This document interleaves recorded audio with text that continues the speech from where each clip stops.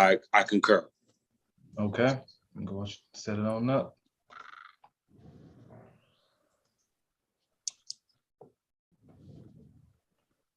Greetings, Brother Milligan from the House of Milligan. Greetings, King. How are you doing? I'm blessed, Noble. Good to have you here today. Thank you, King. I'm just sitting in the background. I can't talk today, but I'm going to listen. All right, Noble. That's all we need you to do, brother. Yes, yes, sir. Thank you. Bye-bye. You're welcome. Okay, we're live streaming. Okay. Greetings. Greetings. Greetings. Greetings. It is I, your noble king, Clifford Jefferson, descendant of Godfrey, the fifth Count of Banju, son of Folk, the ruler of Jerusalem. I'm here along beside me is my queen, Sister Godwin from the House of Godwin. We're here with another marvelous lesson for our family, the English nation. We have always beside us is our Archbishop Belmont from the House of Belmont, as well as Co of Judah, Archbishop Murphy from the House of Murphy, as well as Brother Earl Burgess from the House of Burgess, as well as all the other officers of the English Third Temple Church of England. Without further ado, I'm gonna just move forward so we can get on with this marvelous lesson and let my queen say a couple of words, and we can move forward as always in formal Archbishop, CA, Brother Burgess, and then we can go on and I'll choose from that order from there. I digress. Queen. Greetings, everyone. Hopefully everyone is having a blessed week. I just want to say how imperative these lessons are for our listeners, especially in today's times. So if you, heed these words, I'm pretty sure that it will lead you in the right direction. Everyone has to take an allegiance to everyone. So rather than taking allegiance to a foreign entity, which you know nothing of, wouldn't you rather take allegiance to something that's more meaningful to you?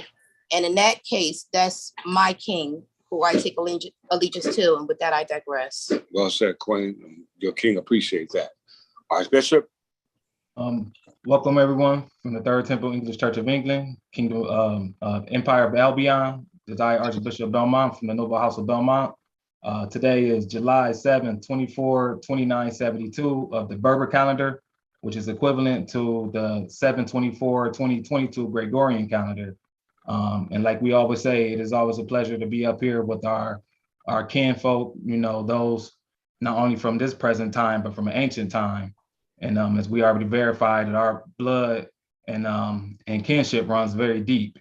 And, as being a father who has heirs now, who's going to be stepping into their noble roles as they continue to progress in this reality, it's beautiful to be able to see the mothers do their part, as like the Queen have said before, as being teachers, stewardess, to humanity.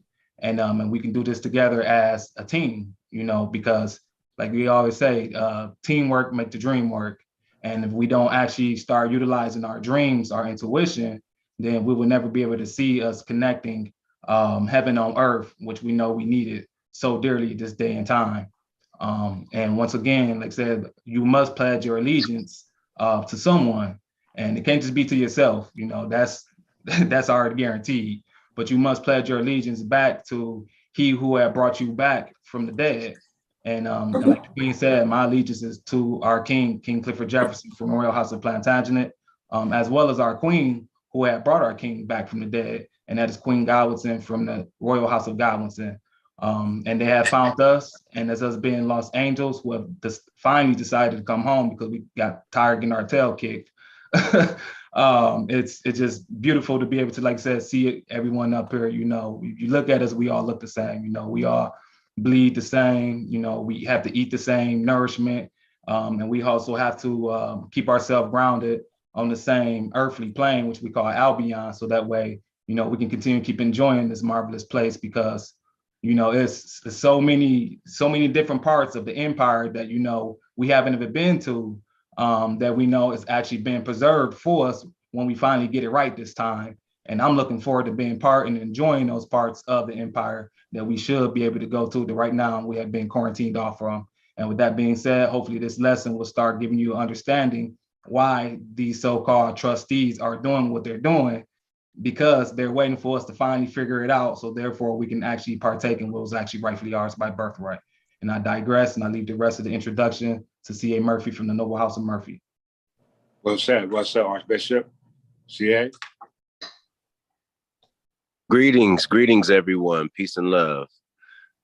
What an honor to commune with my brothers and sisters on the King's bench. Peace and love, King. Peace and love, Queen. It is always a pleasure to be on the panel with you all, my brothers and sisters. Just camelbacking on what the Archbishop was saying, it is a glorious time to honestly be in the forefront of a hidden particular knowledge, to be in the forefront and to be in commune and religiously practicing our English law is a wonderful thing in the Jubilee.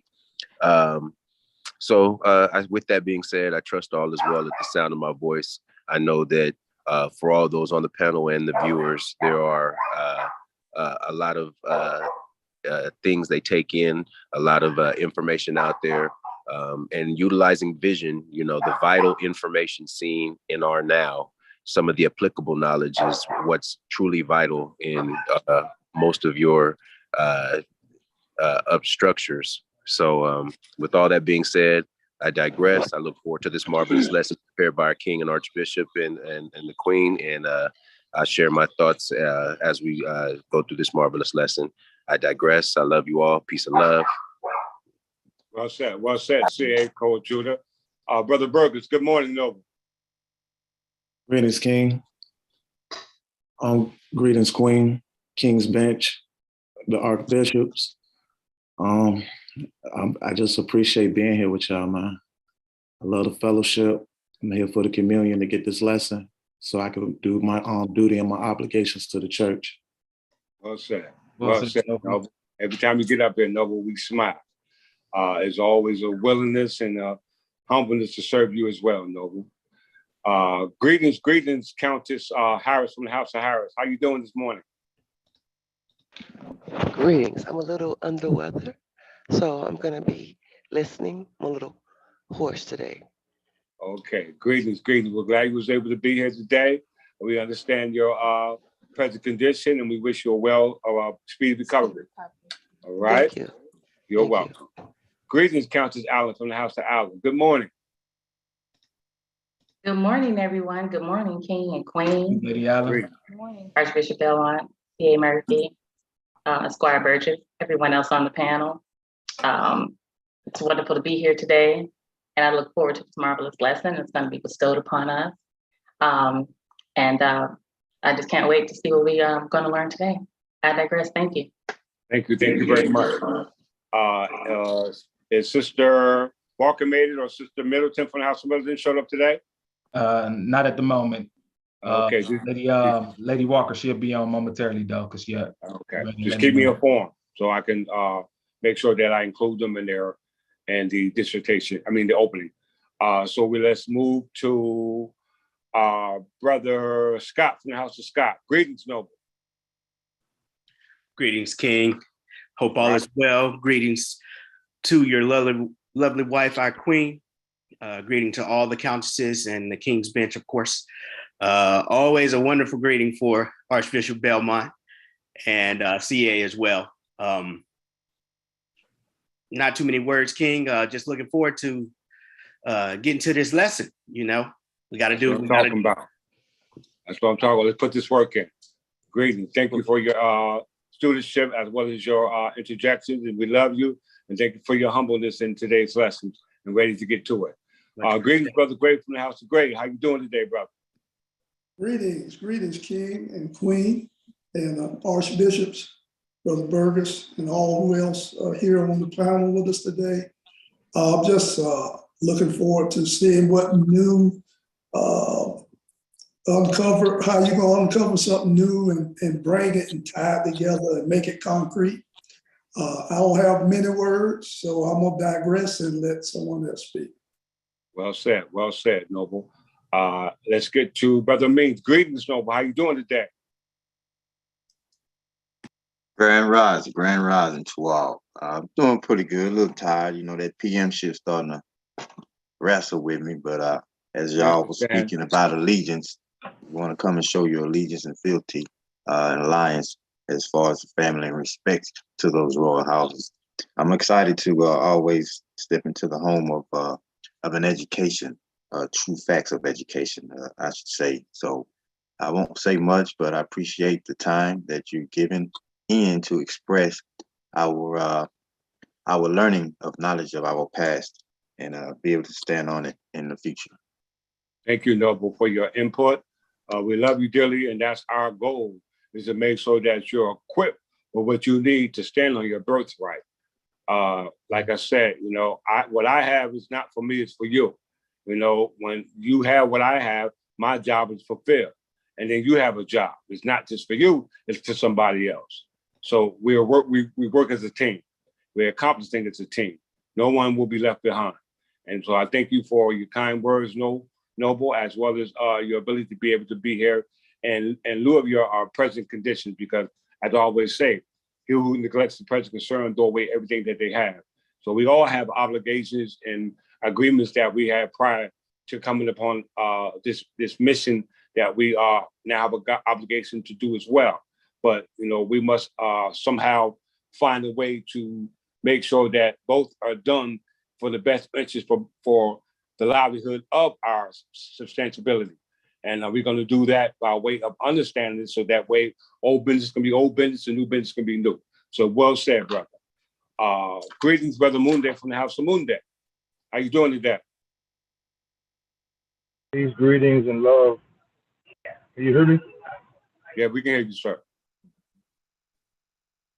Peace, greetings, and love to you, King and Queen, and all the people on the King's Bench, all my brothers and sisters on the King's Bench. I'm just here. I'm grateful to be here for these marvelous lessons. I've been doing a lot of research and getting better understanding and everything, and it's amazing, man. That's all I want to say, man. Well said. Well said. Like I said, nothing that's good comes easy. You know, nothing that's good comes easy. And this wasn't easy for me to do. It wasn't easy for the Queen to do, but we did it. You know, but what good does it? Good to have something, but not make it fruitful for everybody else. You know, and that's our job. You know, what profits a man gave the whole world but lose his soul, and what was given in exchange for his soul. His soul is his consciousness, and his consciousness should be what was divinely prepared for him to have based off his consciousness, and that's based on our personification. Our personification, our personality, our personhood determines everything. Our character determines everything. And we are going to understand what that truly means today. So well done, everybody from their respective houses. Just want to make sure that we have Brother Harris. Greetings, Noble. Greetings, King. Greetings, Right. family. Welcome you was able to join us again. Thank you for your victory you brought forth today on behalf of your Queen. So once again, we just want to say our blessings and welcome today, and want to give you a couple of seconds to say good morning, everybody. Good morning, everybody. I don't remember everybody's respective houses, but in respect and love, I greet everybody open-heartedly. Well said. Well said. Well said. They greet you as well, Noble, and they wish you a speedy recovery. And last but not least, Brother Militant from the House of Militant. Good morning, Noble.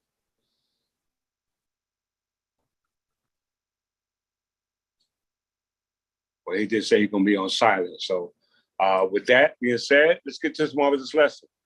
Once again, Archbishop, anything else you want to say before I get started? No, that'll be it. I'm going to get started with the recording right now. Okay, all right. Okay. Greetings, greetings, greetings, greetings. In lieu of our formal introduction, I am your king, Clifford Jefferson, ascendant of Godfrey, the fifth Caliban Jew, son of folk, who love Jerusalem.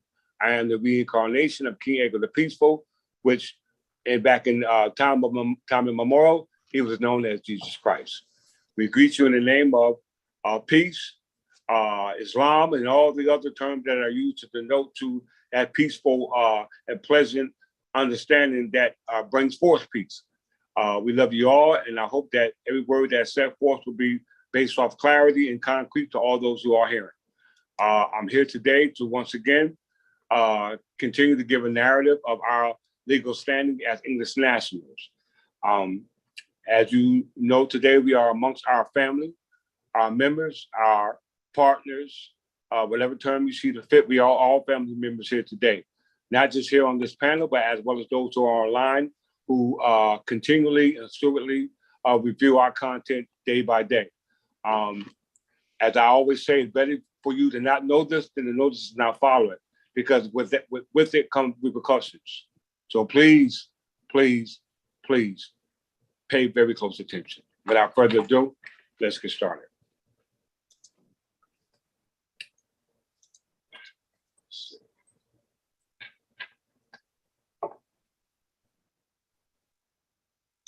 Most of we already heard before, but we have to continue to go through it so we can have a concrete understanding of it. We're just going to briefly go through it so that way those who are online can have I'll get a quick narrative of what we're talking about.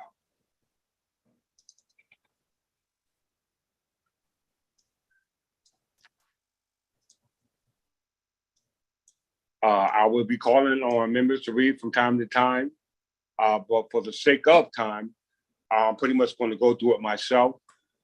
Once again, if I need help and assistance, I will call upon somebody to assist me. But this is in regards to Cornell Law University, in regards to natural-born citizens. For all those who are viewing this, the word citizen denotes to allegiance, and from allegiance comes protection. Once again, natural-born citizens. Citizen deals with allegiance, and from allegiance comes protection. Now, in here in the United States, we know the United States was established by a union of the states, which prior to that, they were called the Union of the Colonies. And the Union of the States came with the Naturalization Act of what we call 1790, which resulted from what we call the District of Columbia through the Treaty of Paris of 1783, which you get the creation of what we call the United States of America. Now, this is dealing with the citizen, because in America, the word national, which a lot of us misconstrue, it denotes to a national, a person that descends from a country where the parents were born, either the mother or the father. But here in America, the term national denotes to a person just being born in a particular territory. So in legal terminology, one is called jus sanguineus and one is called jus sor. But in America, prior to after the colonies were changed to states, and when they became what they call the Union States, or what we call the United States of America, those colonies now called states, and the inhabitants residing in those colonies now called states are now termed legal persons. Hear me? Legal persons. Legal persons are called natural-born citizens, and they're called nationals because you're born on the soil. Let's go down here. Now we know Dred Scott case, which Dred Scott, who had an English name or a Scottish name, Scott, didn't have the rights as protected by the Constitution. He was freed by way of the 14th Amendment. And the 14th Amendment was established what they call the Naturalization Clause in regards to what United States call nationals. So in the United States, a national in the United States is a naturalized citizen. For everybody who's viewing, you can go to Title 8 United States Code Section 1101, and it breaks down the different terminologies that they have referenced into what we call citizens, which in the United States are called naturalized citizens. These are called aliens, or another word, citizens. It says under the 14th Amendment Naturalization Clause and the Supreme Court case of the United States versus Juan Kim Art, anyone born of United States soil is subject to its jurisdiction is a natural-born citizen, regardless of parental citizenship. This type of citizenship is referred to as a birthright citizenship. So everybody born in the United States or in any states that's considered part of the United States, your birthright is now considered naturalization. And they only mentioned just soil. They didn't say anything about just saying greetings, but it's come from either of your parents. It said there is some debate over whether or not one may also be a natural-born citizen if despite a birth of a foreign soil, U.S. citizenship immediately passes from the person's parents. All right, let's go here. Just a refresh, we already been through this already.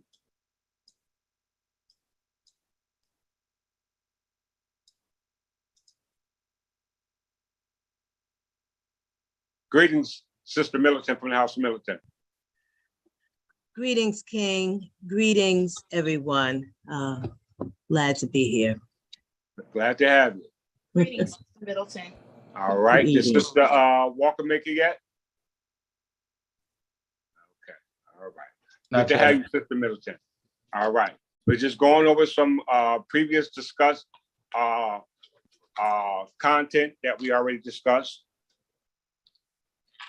Okay. It says, in law, a legal person is a person or thing, less ambiguously, a legal entity that can do anything a human person is usually able to do in law, such as enter into contracts, sue, and be sued, own property, and so on. Very, very important.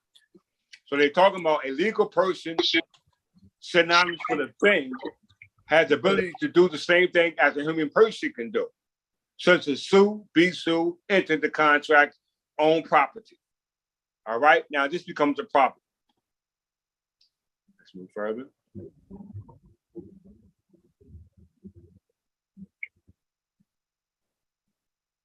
This is artificially personality, juridical personality, or juristic personality is the characteristic of a non-living entity regarded by law as having the status of personhood. Everybody listen. Artificial personality, juridical personality, or juridic personality is the characteristics of a non-living entity regarded by law as having the status of personhood. Let's go a little further.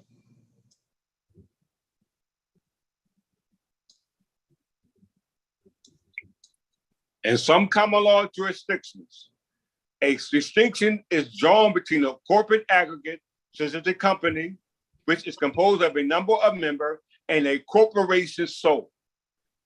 Keep that in mind, all you viewers. A corporate aggregate and a corporation soul, which is a public official of legal personality separated from the individual holding the office. These entities have a separate legal personality. So there's a difference between a corporation aggregate and a corporation soul. A corporation aggregate is a company. A corporation soul is a company composed of one single natural person. Everybody remember that. Historically, most corporation souls were ecclesiastical in nature, such as the Archbishop of Canterbury, which is a corporation soul. But a number of other public offices are now formed as corporation soul. So very important. A corporation soul is aggregate, which means that, is a natural person composed of a single office and is usually denotes to a religious society or a commonwealth versus corporation aggregate, which is a bunch of people who come together to accomplish one specific goal, separate from their private selves. Everybody understand? Here are examples. Cooperatives, corporations, commonwealth firms, municipal organizations, unincorporated associations, partnerships, companies, which are trade unions, unlimited companies, trusts, funds, limited liability companies, private companies, limited by guaranteed companies, private companies limited by shares, or public limited companies, sovereign states, international legal systems, etc. This ain't my words. This are the words here on Wikipedia. Now, a lot of you who feel this say, oh yeah, we know that already. But what are the ratification or the gramification as a result of this based off law? This is what we must understand. It says in common law traditions, everybody, only a person could possess legal rights. To allow them to function, the legal personality of a corporation was established to include 5 legal rights: the right of a common treasury or trust, including the right to own property, the right to a corporate sale, the right to make a signed contract, the right to sue or be sued, the right to hire employees, and the right to have bylaws. Okay, go down a little further.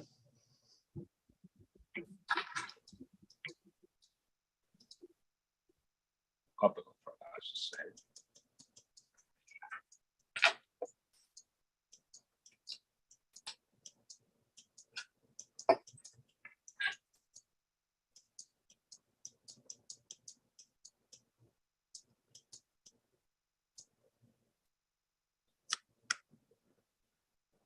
Most important part.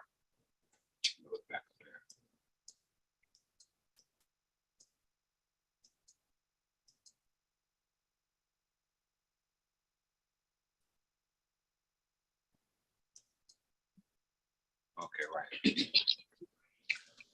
Everybody listen. While natural persons, everybody please listen. While natural persons acquire legal personality naturally simply by being born, or before that in some jurisdiction, jurisdictional person, they ain't talking about a natural person or a human being. They're talking about a corporation now. It says, while natural persons acquire legal personality naturally simply by being born, before that in some jurisdiction, they're talking about territory, being born in some particular territory. But in this instance, jurisdictional persons must have a legal personality conferred on them by some unnatural legal process. And it is for this reason that they are sometimes called artificial persons. In some or most cases, incorporating a business legal personality is usually acquired by a registration with a government agency set up for that purpose. We already discussed this. For all those who feel, please go back through that to make a distinction between a natural person contrast to a juristic person, which even though born in a specific territory, doesn't have the same rights as a natural person because they have been conferred a legal personality or what we call a legal character. So let's go into the word personify.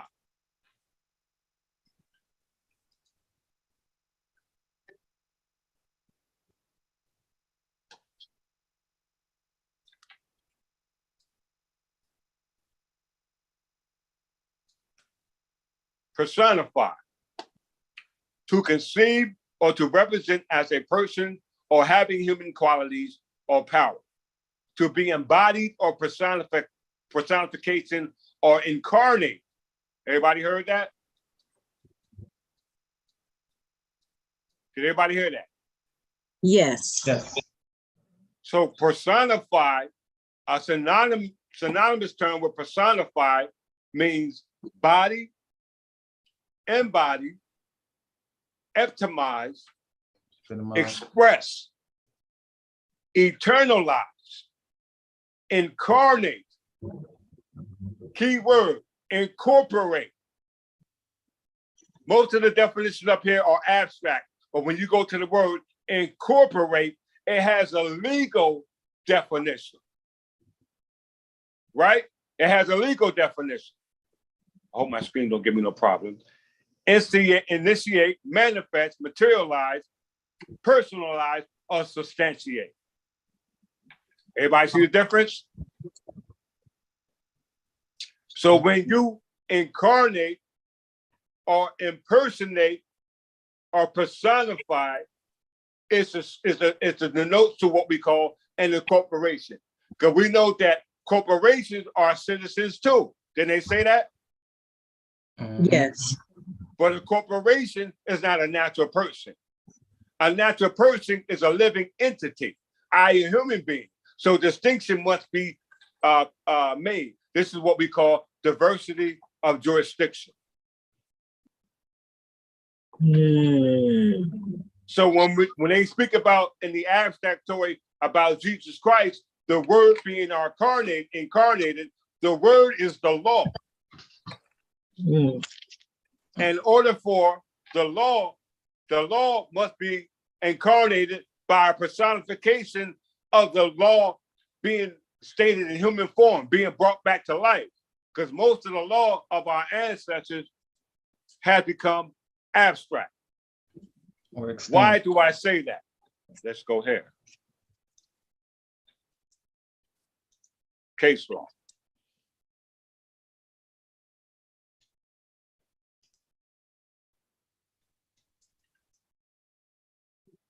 Paul versus Virginia, 1869. Point 2, corporations are not citizens within the meaning of the first of these clauses. They are creatures of local law and have not even an absolute right of recognition in other states, but depend for that and for the enforcement of their contract upon the assent of those states, which may be given accordingly on such terms as they please. So corporations are not citizens. Citizens are not corporations unless they are what we call artificial persons. By giving a legal personality of a corporate fiction contrast to that of a human being. Make sense, everybody? Follow. Follow. Hello.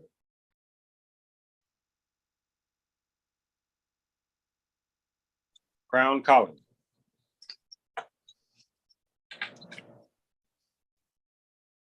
A crown colony, because we know we're not dealing with states.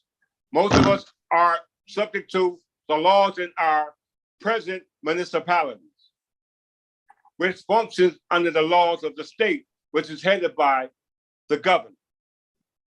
Now, in order for us to find out our position as citizens and to make a distinction between us as natural people versus that of corporate fictions that was created by way of the United States through what we call the Naturalization Act of 1790, which was in the District of Columbia. You got to go back to the original founding of the District of Columbia, which goes back to the Articles of Confederation. So it's the Crown Colony or the Royal Colony was a colony administered by the Crown. The Crown is a corporation soul. We already been through this. For those who are viewing, please look that up. Our corporation soul is a natural person occupying the office of the executive, legislative, and judicial branch. It oversees Crown land. It oversees Crown colonies. Because Crown colonies were colonies allowed to colonize this territory now called the United States, which prior to it being called the United States was nothing more than Union colonies under a world governor before they broke away in 1776, established by what we call the Articles of Confederation in 1774, 1775. We'll get to that in a second. Key points. Crown Colony or World Colony was a colony administered by the Crown within the British Empire. They're not talking about the English Empire. They said the British Empire. Key point. There was usually a governor appointed by the monarch of the United Kingdom. That's why they said the British Empire, because the British Empire, i.e. the British Parliament, was established in 1707. Everybody hear me? Yes. Yes. Did everybody say yeah? Yes. Yes. Okay. Okay, that's how I know you listen. I want nobody falling asleep. All right, so we're talking about crown colony, and we know that it's headed by the governor. All right, so let's go to crown land.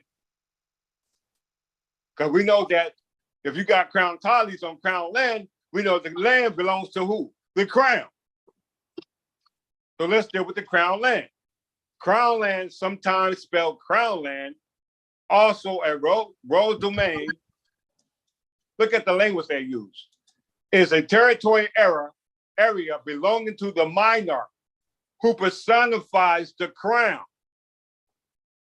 Now we know what personify said, right? It means to become in human form. It says to incarnate. It says crown land, also known as the royal domain, is a territory area belonging to the monarch who incarnates the crown, who incorporates the crown. Do everybody see what I'm saying? Follow.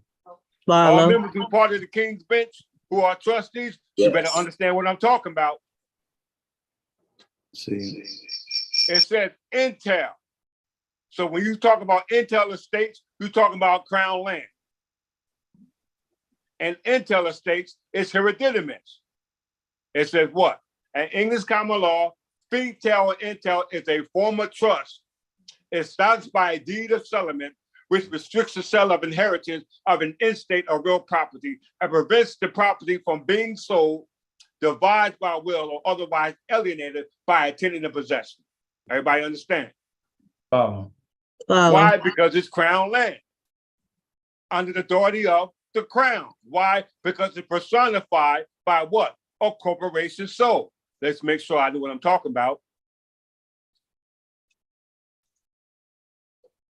The crown.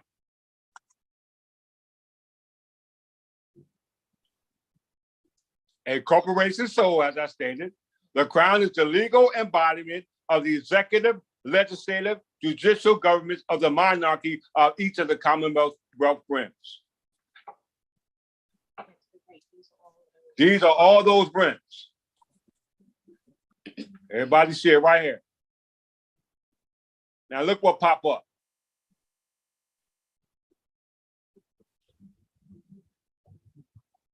Belwick of Jersey.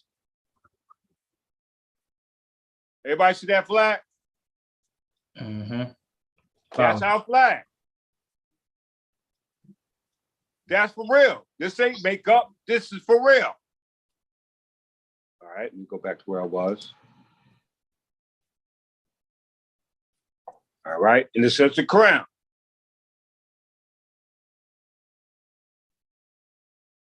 The monarch is the living embodiment of the crown. As such, is regarded as a personification of the state, the incarnation of the state, the incorporation of the state. Remember, states are not considered for diversity issues. Why? Somebody tell me why. Anybody tell me why? Because it was formed in the state. It's its parent. So it can't be. Yes. What is the state the parent of? Of that corporation. Exactly. Who incorporate in the state by way of a charter. Articles of incorporation. That's called Articles Incorporated. In the spook world, they call it incarnate. We got to separate the spook from the reality. It says the body of the reigning sovereign thus holds two distinct personas in constant coexistence, that of a natural born human being and that of the state as according to him or her through law. The crown and the monarch are conceptually divisible, but legal indivisible. Everybody see that? Right. I'm not making that up. They just told you that. Let's go back. So this is crown land.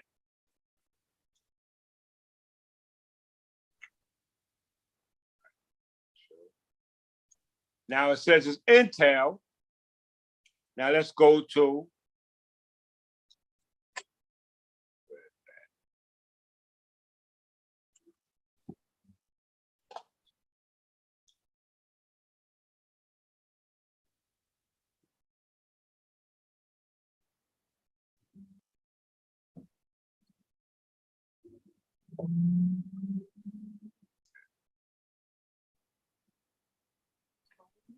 No. Crown colonies. Back to crown colonies.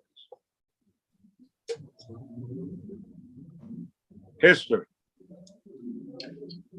This is now, we know what crown land is. It's under the crown by the corporation sold, but now there is no corporation sold. Why? Because we're only dealing with companies, which are colonies. Why? Because it said with crown colonies, isn't that the topic? Crown colonies. Early English colonies were usually established and administered by companies under the charters granted by the monarch. So we're dealing with companies, y'all. Companies. How we know that? Let's go right here to the original. Constitution. July 2nd, 1776. Avalon. Everybody see it here. Constitution of New Jersey, 1776. Straight to the important articles. Crown colonies was headed by a governor, right? There you go, Article 9. That the governor of the council, 7 whereof shall be informed by the courts of appeals and the last resort in all clauses of law as heretofore, and that they possess the power of granting pardons to criminals after condemnation in all cases of treason, felonies, or other offenses. This is called a court of last resort or a court of appeals. They took the authority from the governor and passed it on here to what we call Article 3, Section 1. It's the Supreme Court. Article right here. Article 12. Another clause. But there is nothing more than this. Article 10, that the captains and all the inferior officers of the militia should be chosen by companies and the respective counties, but the field and general officers by the council and assembly. So it just shows you right here that all the crown colonies on crown land were now companies. Does that make sense to everybody? Follow. Yes, follow. Okay, very important. Now that takes me here.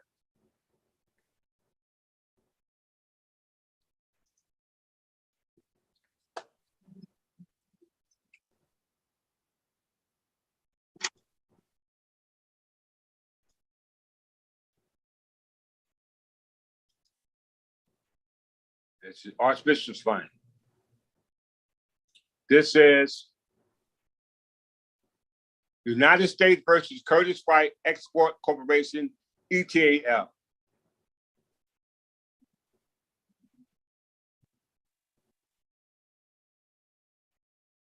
Archbishop, you can read what this says for the panel. All right. One second. Can we hear that title again, King? Yes, you can. Give me 1 second. As soon as my screen start acting up.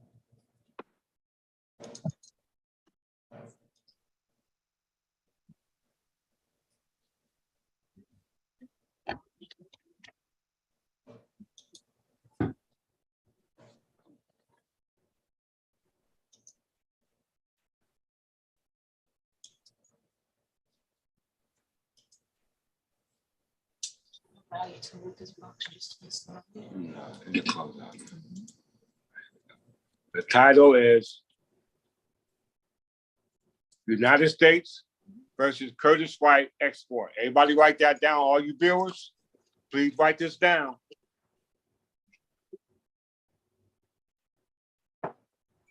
Remember, there's only one common law. Smith versus Alabama. We'll see that in 1 second. It says it, if you look.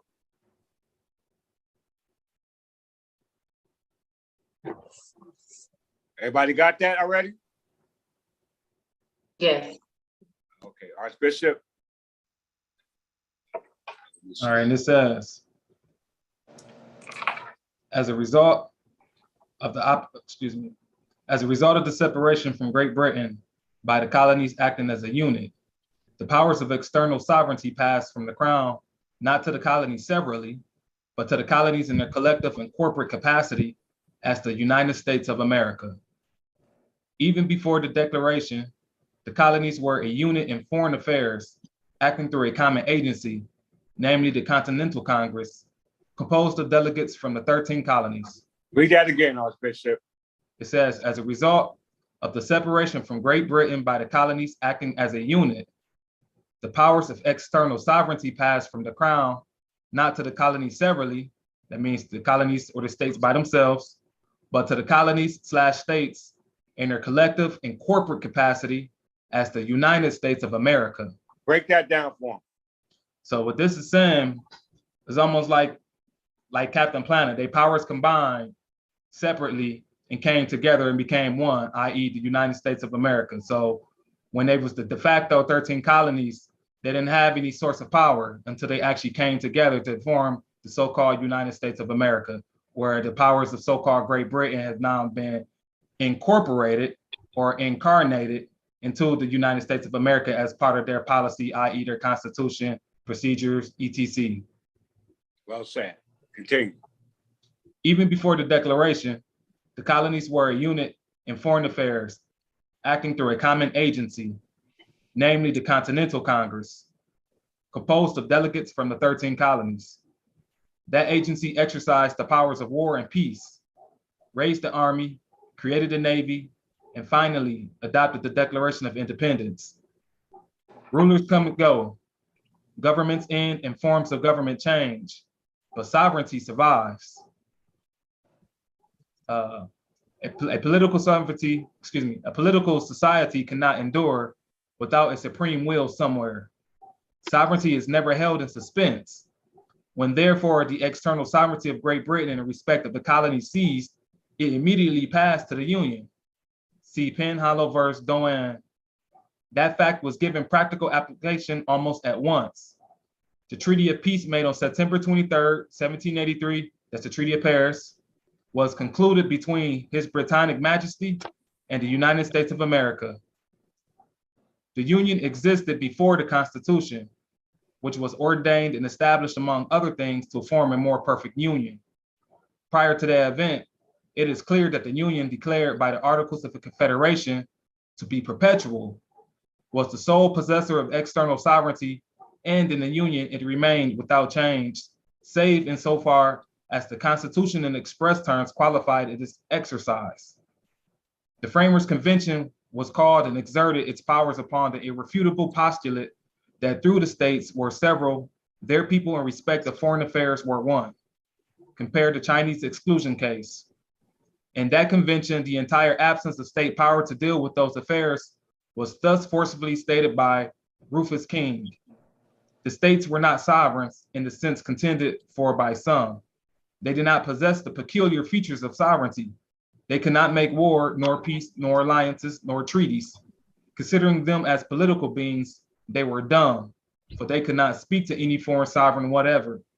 They were deaf, for they could not hear any propositions from such sovereign. They had not even the organs or faculties of defense or offense, for they could not of themselves raise troops or equip vessels for war. Okay, so as we can see, based off this case law, that the sovereignty was not in the states, nor in the colonies, it was in the colonies, united colonies, which at this particular time was under what they call the Articles of Confederation, which they spoke to. Everybody said. Follow. The Continental Congress, right? So now what's beautiful about this, because they made reference to something that was said and what we've seen in United States versus Juan Kimmer. First, let's see what they say in Smith versus Alabama. Some we already know.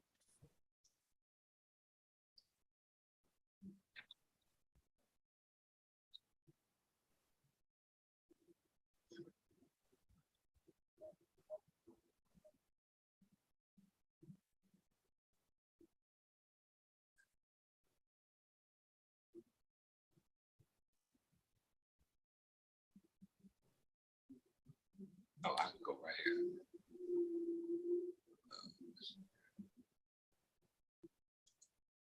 This is Whedon versus, this is Whedon versus Chinbao. No, was it Whedon versus Chinbao? Whedon Commissioner of Immigration versus Chinbao. All you reviewing, write this down. This is Statutes. This is common law from Supreme Court. Give you a second.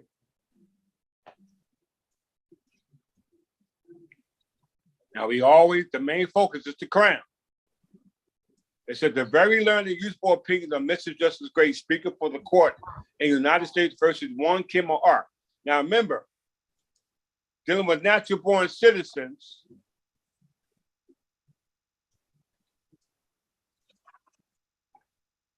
this one case, dealing with citizens, it said that citizenship in North America was based off the 14th Amendment, and it was established by this one case, United States versus Juan Kim or R. This one case established citizenship for everybody here in North America under the 14th Amendment, which means that you are a corporation. Why? Let's see why. Where is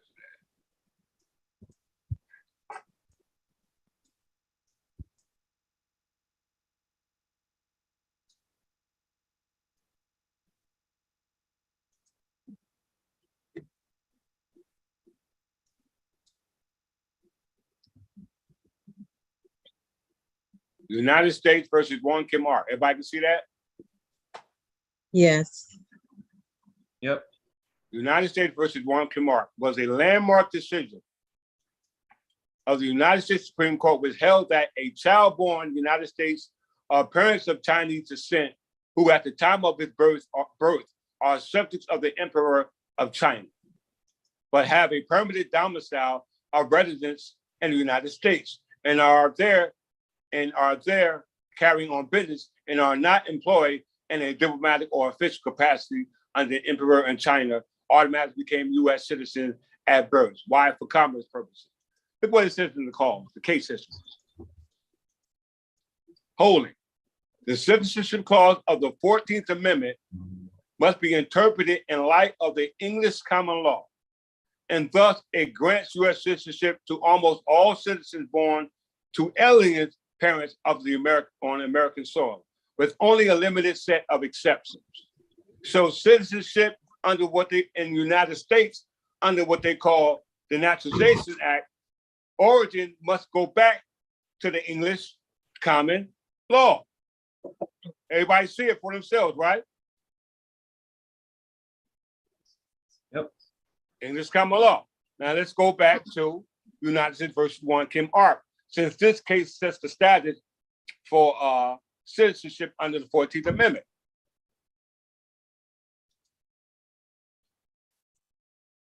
And said the very learned opinion of Justice Gray, Speaker for the Court of the United States, Juan Kim R, established that at common law in England and the United States, the rule with respect to nationality was that of just soil, and that birth within the limits of the jurisdiction of the Crown and of the United States as successor of the Crown. So it says the United States is successor of the Crown. We just talked about Crown land, Crown soil, and the Crown.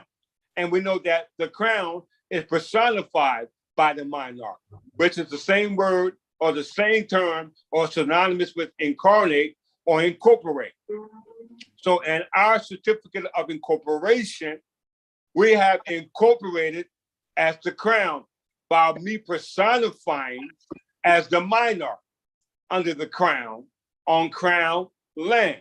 Why? Because Crown land is subject to entailed estates, which is based upon hereditaments on Crown land that was inhabited or settled by colonies on Crown colonies. And the ones who colonized on Crown colonies were what? Corporations. Corporations. Am I making clear? Follow. So we need to distinguish the difference between a corporation and a citizen, because we just read in Paul versus Virginia that citizens and corporations are different from each other.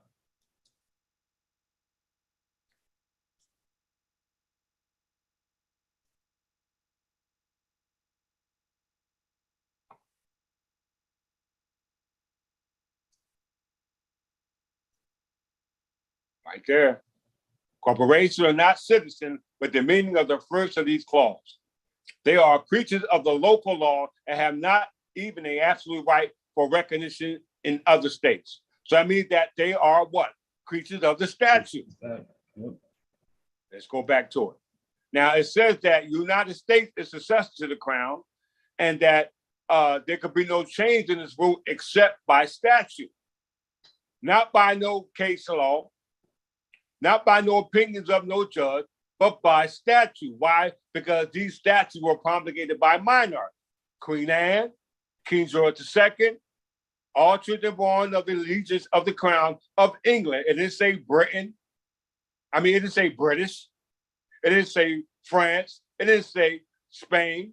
It said England, whose fathers were or should be naturally born subjects of the crown of England or of Great Britain at the time of the birth of such children, respectfully, were deemed naturally born subjects of that kingdom to all intent and purposes whatsoever.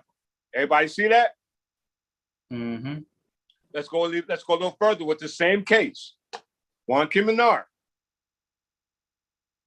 Since this sets the standard for citizenship here in North America, because in this case, they talk about Dred Scott,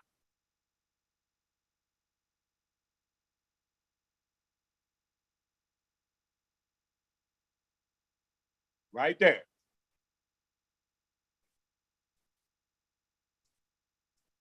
Dred Scott versus Sanford.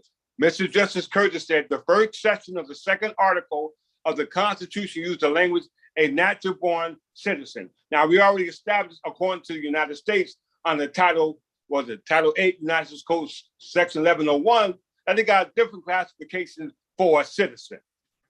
And in the United States, their citizenship is based off the Naturalization Act of 1790, which is a corporation. Why? Because the United States, as we read, is a corporation. Mm-hmm. And it said it was a corporate entity.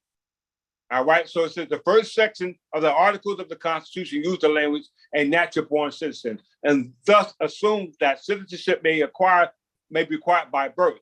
Undoubtedly, this language of the Constitution was used in reference to that principle of public law, well understood in this country at the time of the adoption of the Constitution, which referred to citizenship to the place of birth, just soil, and to the extent that no different opinion was expressed or intimately by any of the other judges. So they had no reason to go into the history dealing with English common law because they were not dealing with common law citizens, because under the common law, it must go back to the origin of the common law, which goes back to English history. United States versus Rhodes. Mr. Justice Swain, sitting in the circuit court, said all persons born in allegiance of the king are natural born subjects, and all persons born in the allegiance of the United States are natural born citizens. So there's a difference between a citizen within the United States, which are naturalized citizens, now called nationals, and subjects of the King of England, which are national because their identity as nationals are English nationals.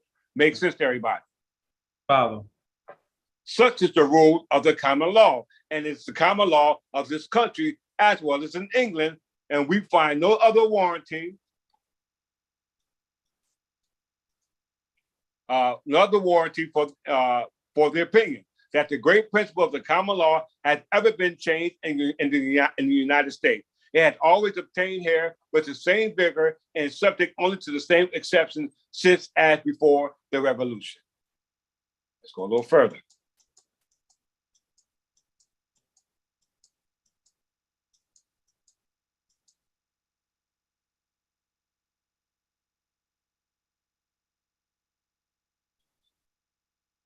Let's go here. All right, very important, y'all. This is the same case.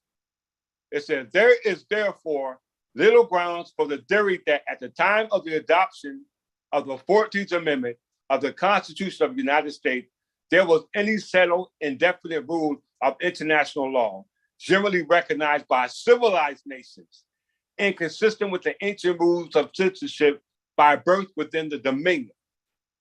Hear what they're saying. According to all civilized nations in regards to citizenship, the 14th Amendment cannot change that. Everybody follow? Follow. It says, nor can there be any doubt that in the inherent right of every independent nation, it said, nor can it be doubted that it is the inherent right of every independent nation to determine for itself and according to its own constitution and laws, what classes of persons should be entitled to its citizenship. So it says that it's up to every nation, not for some other nation to decide who its citizen is going to be, but your own nation. Am I right? Exactly. So Moorish Americans, Chinese, and everybody else must determine what type of citizenship that they are. Why? Because they have their own country. United States don't have their own country. Why? Because they are a corporation. So if you are a citizen of the United States, a corporation, 9 times out of 10, you are what? A corporation. Because it just said you have the right to determine for yourself who are going to be your own citizens. We got the right based off our certificate of incorporation in the state, which we incorporated, just like partnerships, limited liability companies, ETC, municipalities, as they stated in legal persons. It said both in England and the United States, indeed, statutes have been passed at various times. Listen to this language, y'all. Enacting that certain issues born abroad of English subjects or American citizens. It didn't say English subjects. It didn't say British subjects, Spanish subjects, French subjects, Dutch subjects, or any other colonized alien over here in North America, because we know Americans are colonizers. Am I right? American at one time was colonies, and the colonies colonized on English soil, on English territories, which at one time was subject. It just said it in United States versus, or was it United States versus Rose, that English subjects were subject to the king and United States citizen was subject to the United States. Didn't it just say that in the same case, everybody? Follow. Yes. It says both in England and the United States, so they're making a uniformity between England, and England goes back to time immemorial, way before King James. Am I right? Yes. Right. Listen to the words they use. It said both in England, that's going back to time immemorial, and in the United States. So that means that United States must be England, because it just stated that United States was successor to the crown. In the same case, didn't they say that? Yes. Yes. Yes. Yes. In the same case, it said have passed at various times enacted that certain issues born abroad of English subjects or American citizens. They're making the distinction, respectfully, should inherit to some extent at least the rights of their parents. Just St. Gwyneth, y'all. But those statutes apply only to the cases coming within their purport, and they have never been considered in either country as affecting the citizenship or persons born within its dominions. Why? Because when the United States was created by the founding fathers, they only adopted the English common law as far as they understood it. You follow? Follow. I'm going to prove it to you. They only accepted as far as what they wanted, and that was based off the Articles of Incorporation in lieu of what we call the Continental Congress, which we go into what we call the resolve. Why? Because these colonists, settlers, wanted the right of English heirs and successors, which was taken away as a result of the argument going back to the Edwardian Wars, which you see here in the same case, because they're mentioning who? Edward III. The earliest statute was passed in the reign of Edward III. So they're associating the Plantagenet dynasty, which is the flag you see flying behind us, with the United States going back to this time of era of Edward III. It said in the royal apartment in the 17th Edward III, 1343, it stated that before these times, there have been a great doubt and difficulty amongst the lords of this realm and the commons, total distinction, as well as men of law as others, whether children who are born in parts beyond the sea or to bear inheritance after the death of their ancestors in England. It didn't say British, it didn't say Scotland. It didn't say France. It didn't say Spain. It said England, and England predates Spain, France, British, etc. Make sense to everybody? Mm-hmm. It said an answer to England because no certain laws have been thereon ordained. And by the king, lords, and commons, it was unanimously agreed that there was no manner of doubt that the children of Lord the king, we ain't talking about an abstract Lord, y'all, because King James created the abstract book pertaining to the language going into what they call the lords. We're talking about a Lord concrete who is here on earth because they said that Jesus was the King of Kings. Jesus was the incarnation of the living word. The living word that you are seeing was based off me as the reincarnation or the incorporation of the language of the king based off me having what we call the king's consciousness. Mm-hmm. Make sense, everybody? Wow. Okay. It said whether they were born on east side, so they make a distinction between the overseas possessions. This here, the English territory, as well as what they now call Great Britain, Scotland, Ireland, as well as what we call the Iberian Peninsula, because Spain and French existence is placed on the territory which we call the Kingdom of Iberia. It goes back into wars, going back to the Edward III, called the Edwardian Wars, and we know Edward III descended down from the Peninsula crown, which goes back to who? Henry II, son of Godfrey, where your king's surname descended down from. So let me continue on. It said, in regard to other children, it was agreed in this parliament. Remember, you had the Kingdom of Parliament of England, you had the Parliament of Great Britain, and a Parliament of the United Kingdom. 3 parliaments that you have to distinguish. We're going back to the original parliament before it broke away by the way of what we call the War of the Roses between the Yorks and the Lancasters. It said, but because the parliament was about to depart, let me start from the fresh. It said, there was no manner of doubt that the children of our Lord King, whether they were born on this side of the sea or beyond the sea, should bear the inheritance of their ancestors in regard to other children. And it was agreed in this parliament that they also should inherit whatever they might be born in the service of the king. But because the parliament was about to depart and the business demanded great advisement and the good deliberation, how it should be best and most shortly done, the making of a statute was put off to the next parliament by reason, apparently, of the prevalence of the plague in England. No act upon the subject was passed until the 25th of Edward III. When Parliament passed an act entitled A Statute for Those Who Are Born in Part Beyond the Sea, by which, after reciting that some people be in doubt of the children born in the parts beyond the sea of the legions of England, should be able to demand any inheritance within the same legions or not, whereof a petition was put in Parliament. This is under Edward III, the King of England. Now let's get it going to the 100-Year War.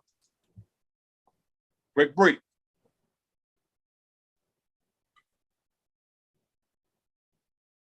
100-Year War. The 100-Year War was a series of armed conflicts between the kingdoms of England, France during the late Middle Ages. It originated from disputed claims to the French throne between the English royal house of Plantagenet, my family comes from, and the French house of Valois, which were the invaders. Over time, the war grew into a broader power struggle involving factions from across Western Europe, fueled by emerging nationalism on both sides. Let's go to the box.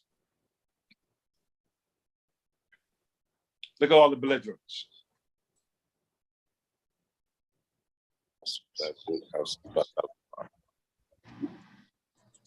Edward III, Philip V, Philip VI, Philip VI, John Gaunt.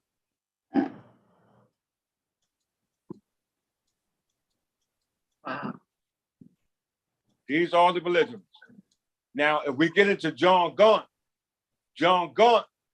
is where Henry VIII is descended down from. All Henry IV, Henry V, VI, all these are descended from Henry VIII. We're going to get into that in a second. Let me move on. Everybody follow so far? Yes. Follow. Yes, follow. Foreign adventures. Yeah. So we just read in Archbishop's case,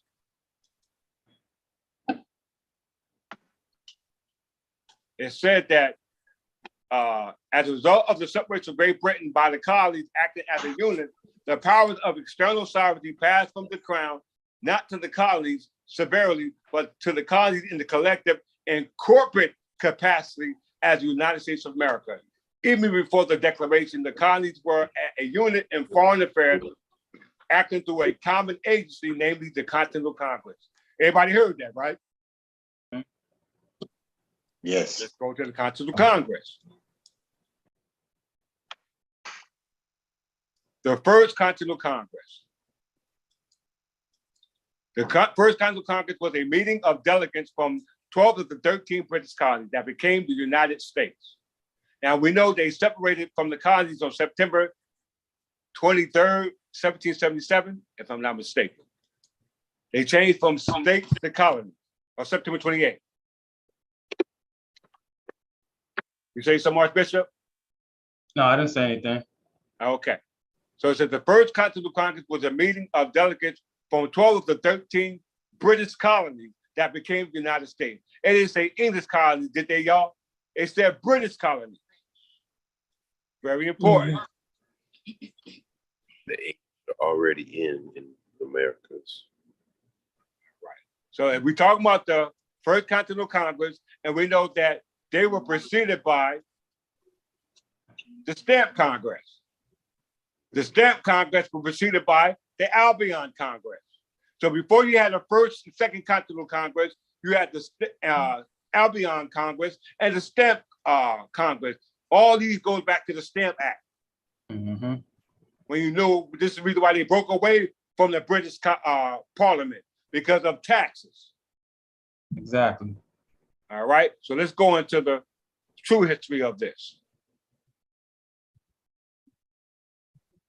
Let's go back here. Declaration of Resolves. The Declaration of Resolves. The Declaration of Resolves of the First Continental Congress, also known as the Declaration of Colonial Rights or the Declaration of Rights, was a statement adopted by the First Continental Congress on October 14, 1774, in response to the intolerable acts passed by the British Parliament. It didn't say English Parliament, did it? Mm-hmm. It said the British Parliament. The Declaration outlined colonial objection to the intolerable acts, listed a colonial bill of rights, and provided a detailed list of grievances, and was similar to the Declaration of Rights of Grievances passed by the Stamp Act Congress and a decade earlier. All right, so before we get into this, let's revisit which preceded the First Continental Congress. The Concession Agreement. The Concession Agreement was when the proprietors, George Carteret and John Berkeley, surrendered everything back to Queen Anne in 1702. It was called the Province of New Jersey. From the Province of Jersey, you got to July 2nd, 1776 Constitution, when they declared their independence. And at this time, these inhabitants at the particular time was nothing more than Protestants. He was a Protestant, all right? Everybody recognize. Now, the main reason for this Constitution, after it broke away from Queen Anne as a result of the British monarchs, it said that provided always in lieu of this charter, i.e. Constitution, because it's not a government. A charter is just a constitution or a certificate of incorporation or what they call a letter pack. It said provided always that it's a true intent and meaning of this Congress that if a reconciliation between Great Britain and these colonies should take place, and that the latter take, again, under the protection of the government of the Crown of Britain, this charter should be null and void, otherwise to remain firm and inviolable. So they're saying that when Great Britain reconciled with the colonies, that the Constitution of July 2nd, 1776 will be null and void. Why? Because the territory was already ceded back to the Crown in 1702. by the consensus agreement with George Carteret and John Berkeley. So we got to go back before them. Am I right? Mm-hmm. So let's go back before them. I mean, no, we know that they surrendered back to the crown in 1702. All of a sudden now we see the United States creating their own charter in 1776 when they were actually called colonies. Why? Because it says right here at the bottom, the legislature of New Jersey amended the Constitution September 20th, 1777 by substituting the word state and state for colony and colonies. Everybody see that? Yes. So the colonies broke the original agreement or charter, which was granted by the monarch. How we know that? Let's go back to the Continental Congress, which was established in the case law we just read in regards to the Continental Congress breaking away from Great Britain as a result of what the British monarch, King George I, Queen Anne, King William, Queen Anne, King George I, King George II, King George III, and all the other monarchs up to Queen Elizabeth II are considered British monarchs to this day. Mm-hmm. All right, so let's go here.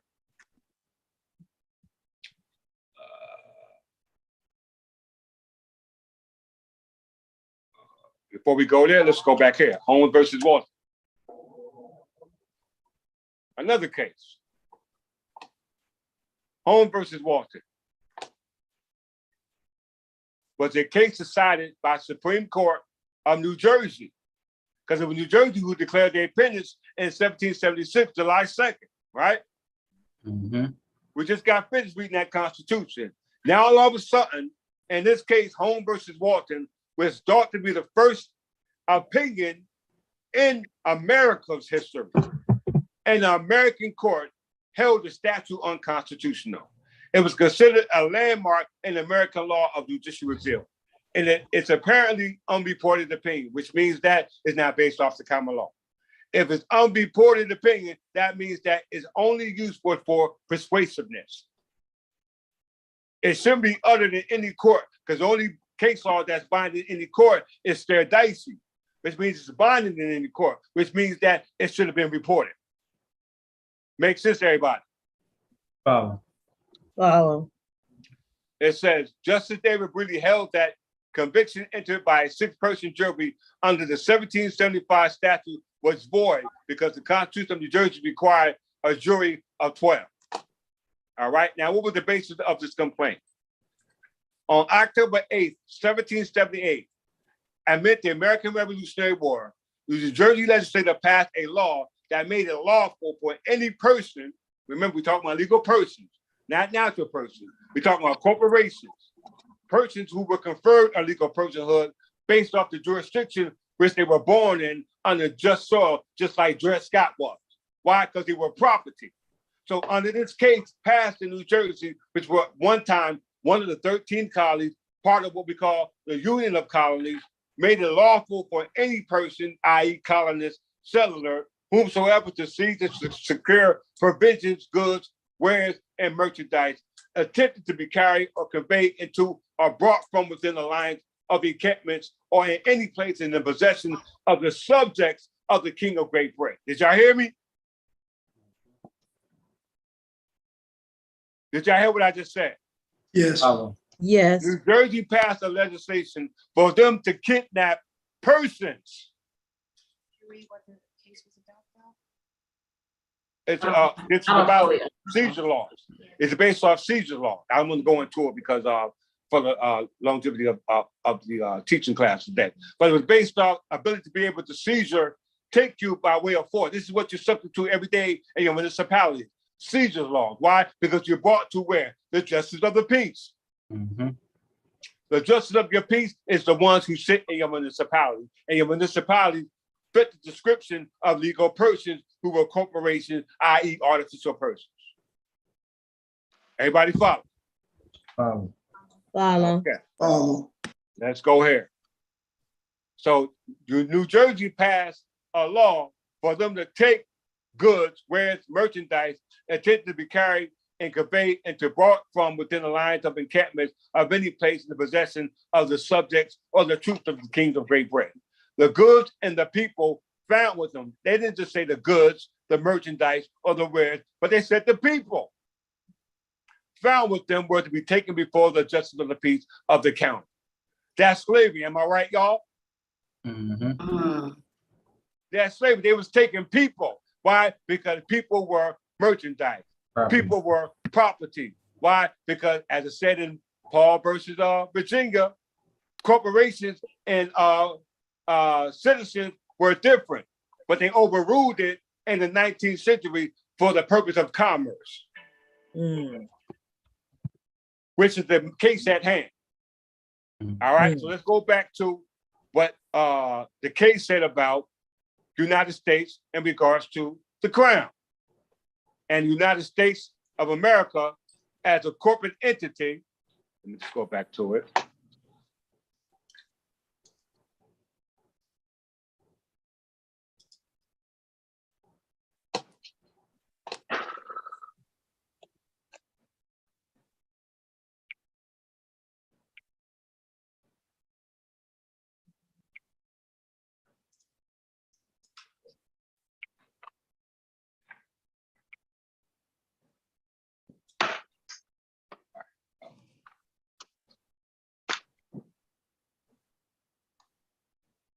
Here we see here.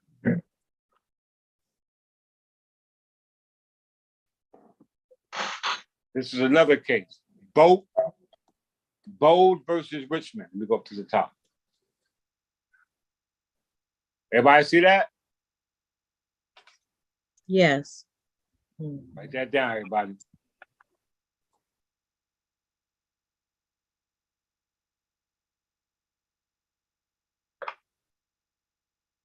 Everybody chance to write it down.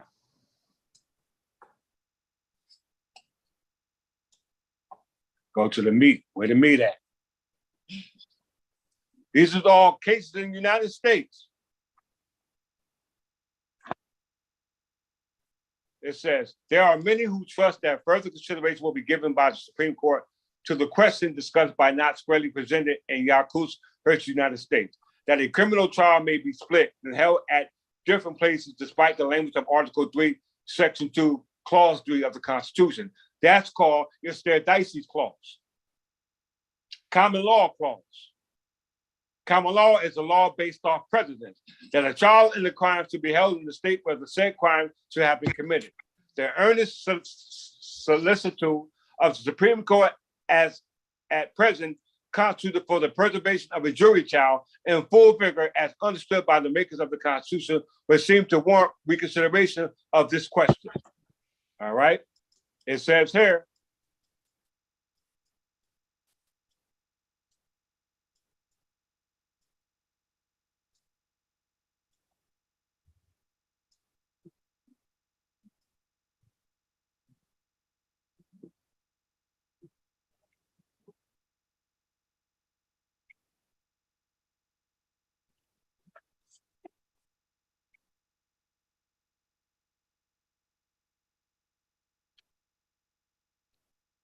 okay, here we go. All right. Archbishop, read from here. As the place of trial, see United States versus Johnson, quoted from a 2-story on the Constitution, it is observable that the trial of all crimes is not only to be by jury, but to be held in the state where they are committed. The object of this clause is to secure the party accused from being dragged to a trial in some distant state, far away from his friends and witnesses and neighborhood, and thus subjected to the verdict of mere strangers who may feel no common sympathy or who may even cherish animosities or prejudices against him. Besides this, a trial in a distant state or territory might subject the party to the most oppressive expenses or perhaps even to the inability of procuring the proper witnesses to establish his innocence. There is little danger, indeed, that Congress would ever exert their power in so oppressive and unjustifiable manner. But upon a subject so vital to the security of the citizen, it was fit to leave as little as possible to mere discretion. By the common law, the trial of all crimes is required to be in the county where they are committed. Nay, it originally carried its jealousy still farther and required that the jury itself should come from the vicinage or vicinage of the place where the crime was alleged to be committed. And whereas it was lately been resolved in Parliament that by force of a statute made in the 35th year of the reign of King Henry VIII, colonists may be transported to England and tried there upon an accusation for treason and misprisions or concealments of treasons committed in the colonies, and by a late statute, such trials have been directed in cases therein mentioned. Stop. Now, this is King Henry VIII. Everybody know who King Henry VIII is, right? Mm-hmm. Yep. Look who he is. To the dynasty. Second son, House of Tudors. Yes, sir. House of Tudors. He's the one who changed our church.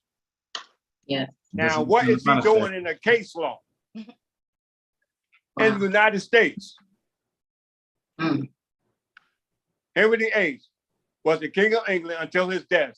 Henry the best known for 6 marriages and for his efforts to have in his first marriage with Catherine of Aragon. That's Spain.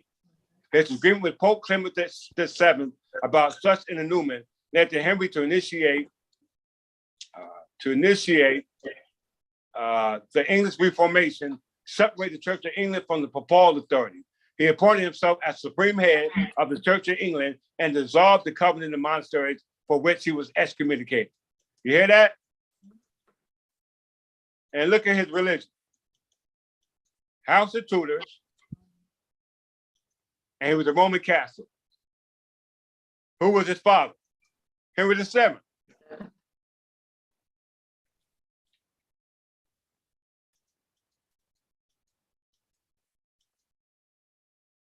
Henry VII is a member of the Welsh Tudors pyramid, blase, blase, blase. So they were the ones who had rival with our state. And now we see in the case law that they make a reference to due process of law and the court of law in the county, going back to the time of Henry VIII in a 1945 case. Does that make sense to everybody? And it made it lawful for a subject to come into England. Didn't it say that in England? Yes. Let me just go back to it so I ain't tripping. It said the cause is made to be transported to England and tried there upon accusations for treason and misprision or concealment. What? Okay, let's get a hand on this. Let's go back to the Continental Congress.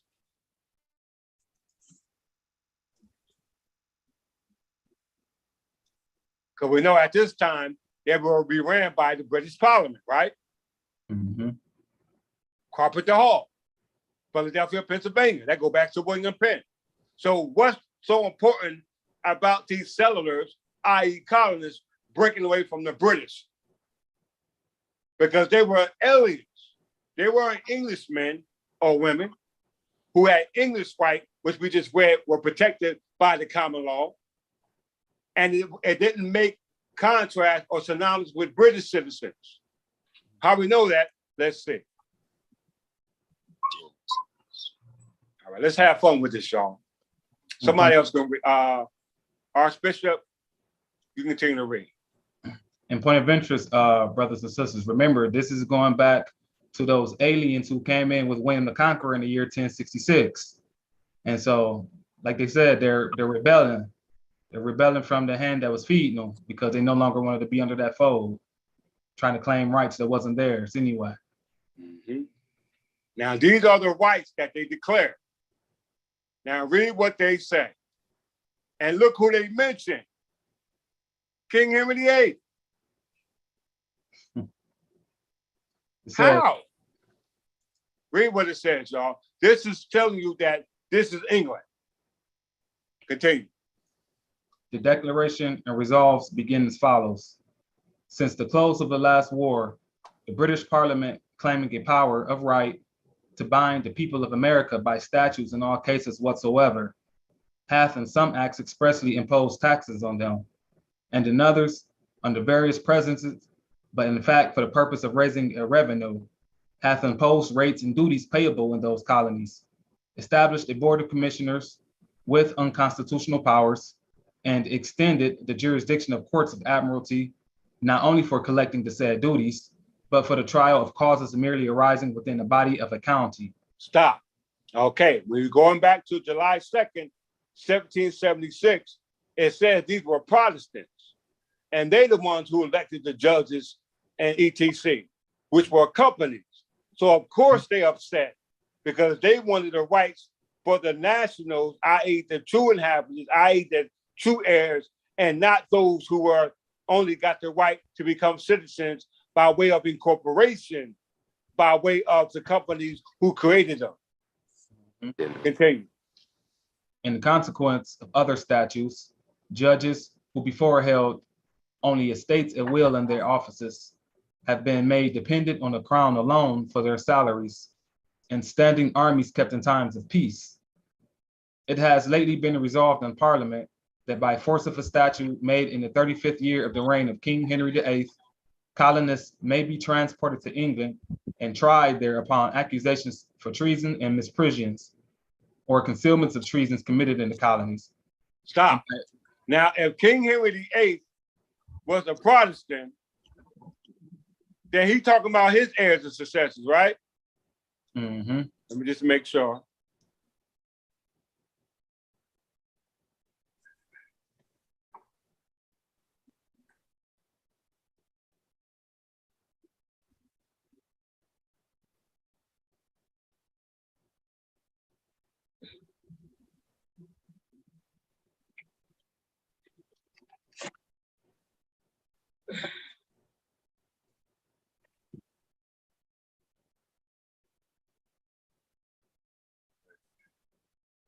Well, he was a Protestant. For the sake of time, let's continue. All right. Continue on. All right.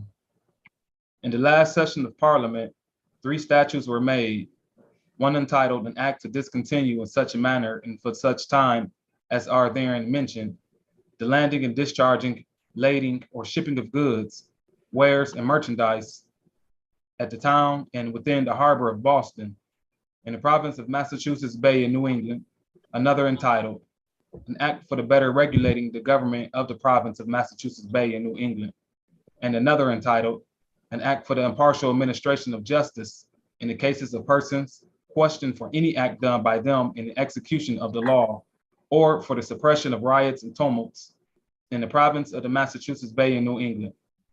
And another statute was then made for making more effectual provision for the government of the province of Quebec, etc.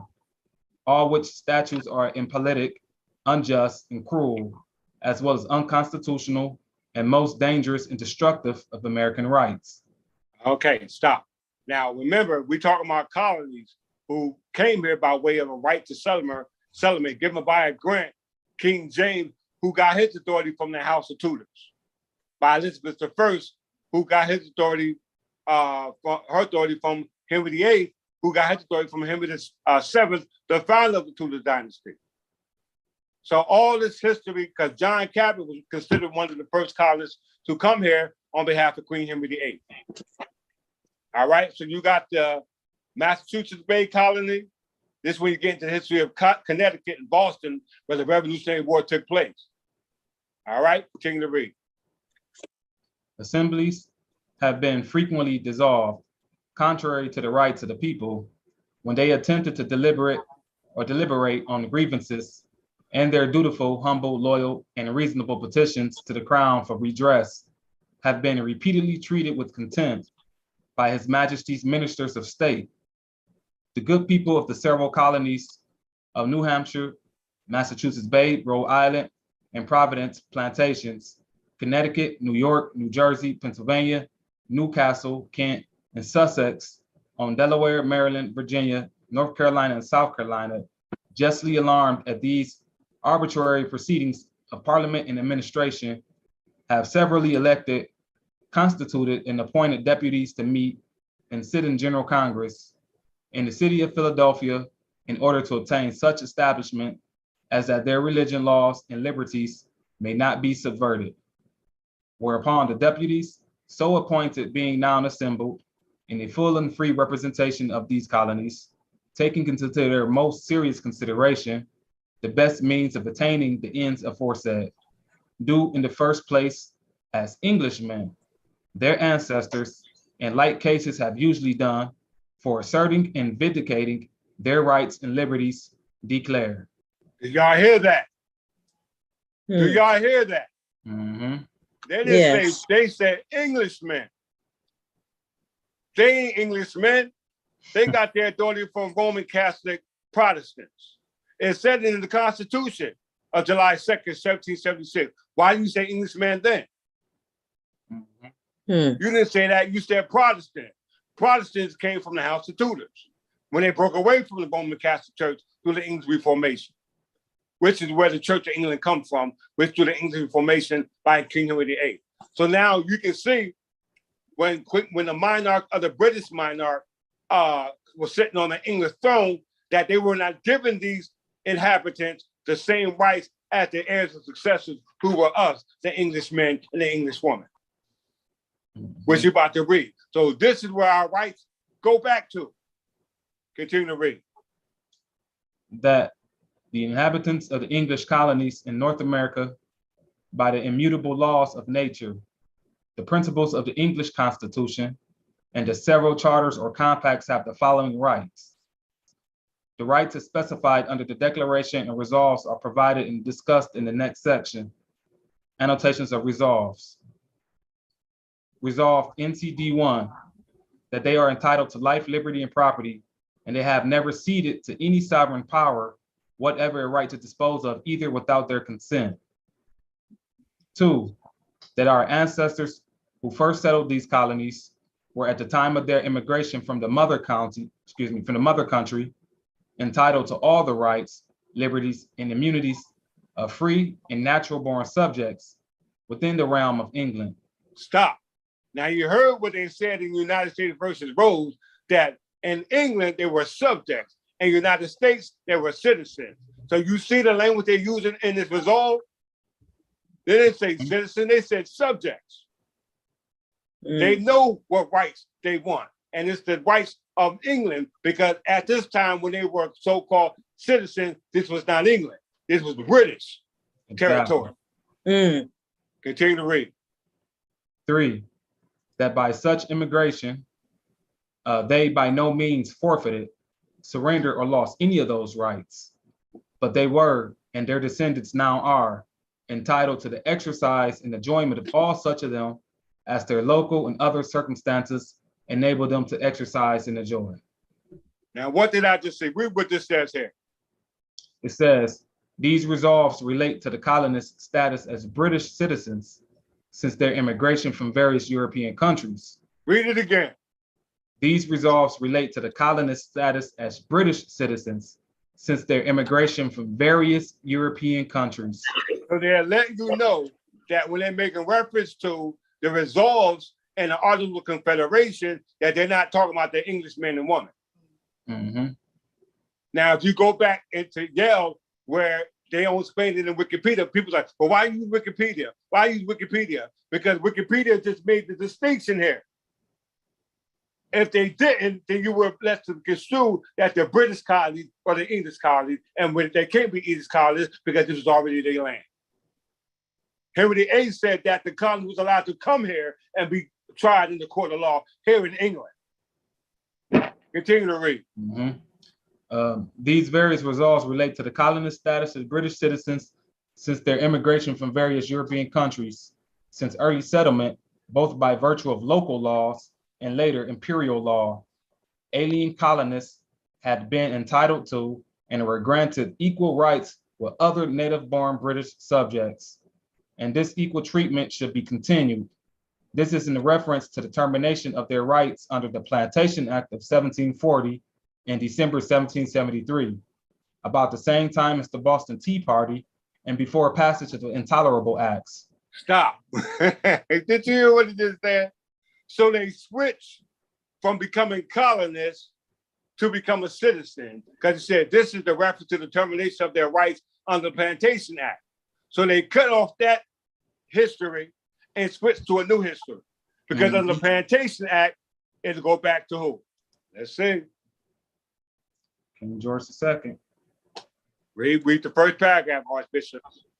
The Plantation Act 1740 or the Naturalization Act 1740 are common names used for an act of the British Parliament that was officially titled an act for naturalizing such foreign Protestants and others therein mentioned as are settled or shall settle in any of His Majesty's colonies in America.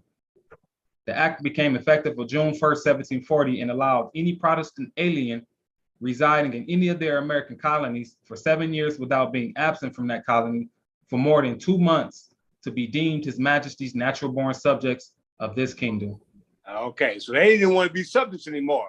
They said we're gonna call ourselves citizens. Why? Because we can't even get the rights of the true subjects of England. Why? Because the England heirs, monarchs are not here, because in order for the monarch to be here, he must be there by way of personification.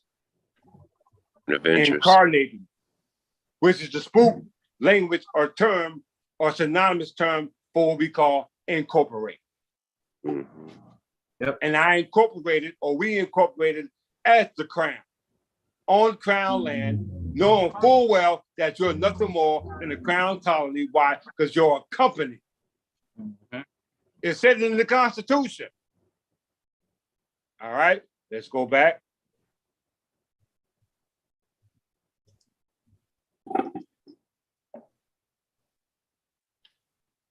Continue to read, Archbishop.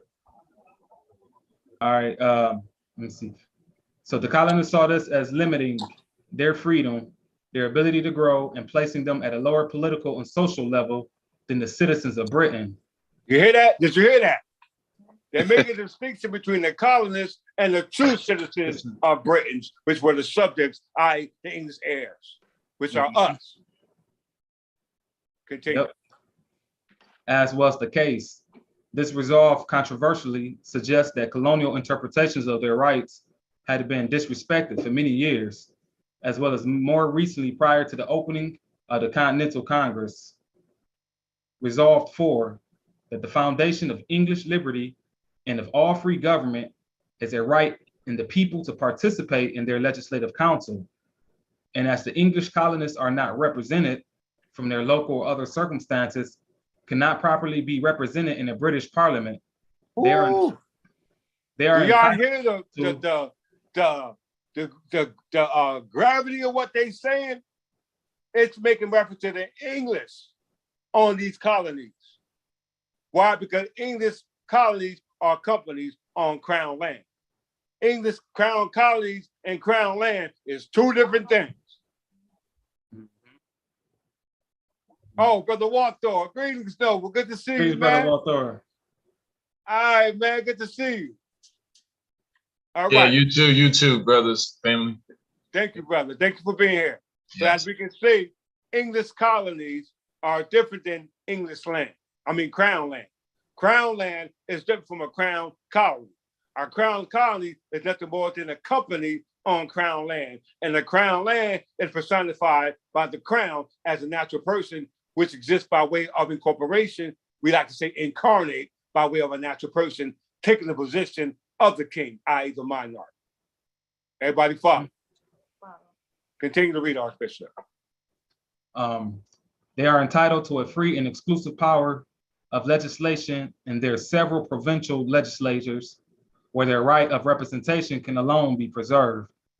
In all cases of taxation and internal polity, subject only to the negative of their sovereign, in such manner as has been heretofore used and accustomed, but from the necessity of the case and in regard to the mutual interest of both countries, we cheerfully consent to the operation of such acts of the British Parliament as are bona fide, restrained to the regulation of our external commerce for the purpose of securing the commercial advantages of the whole empire to the mother country and the commercial benefits of its respective members, excluding every idea of taxation internal or external, for raising a revenue on the subjects in America without their consent.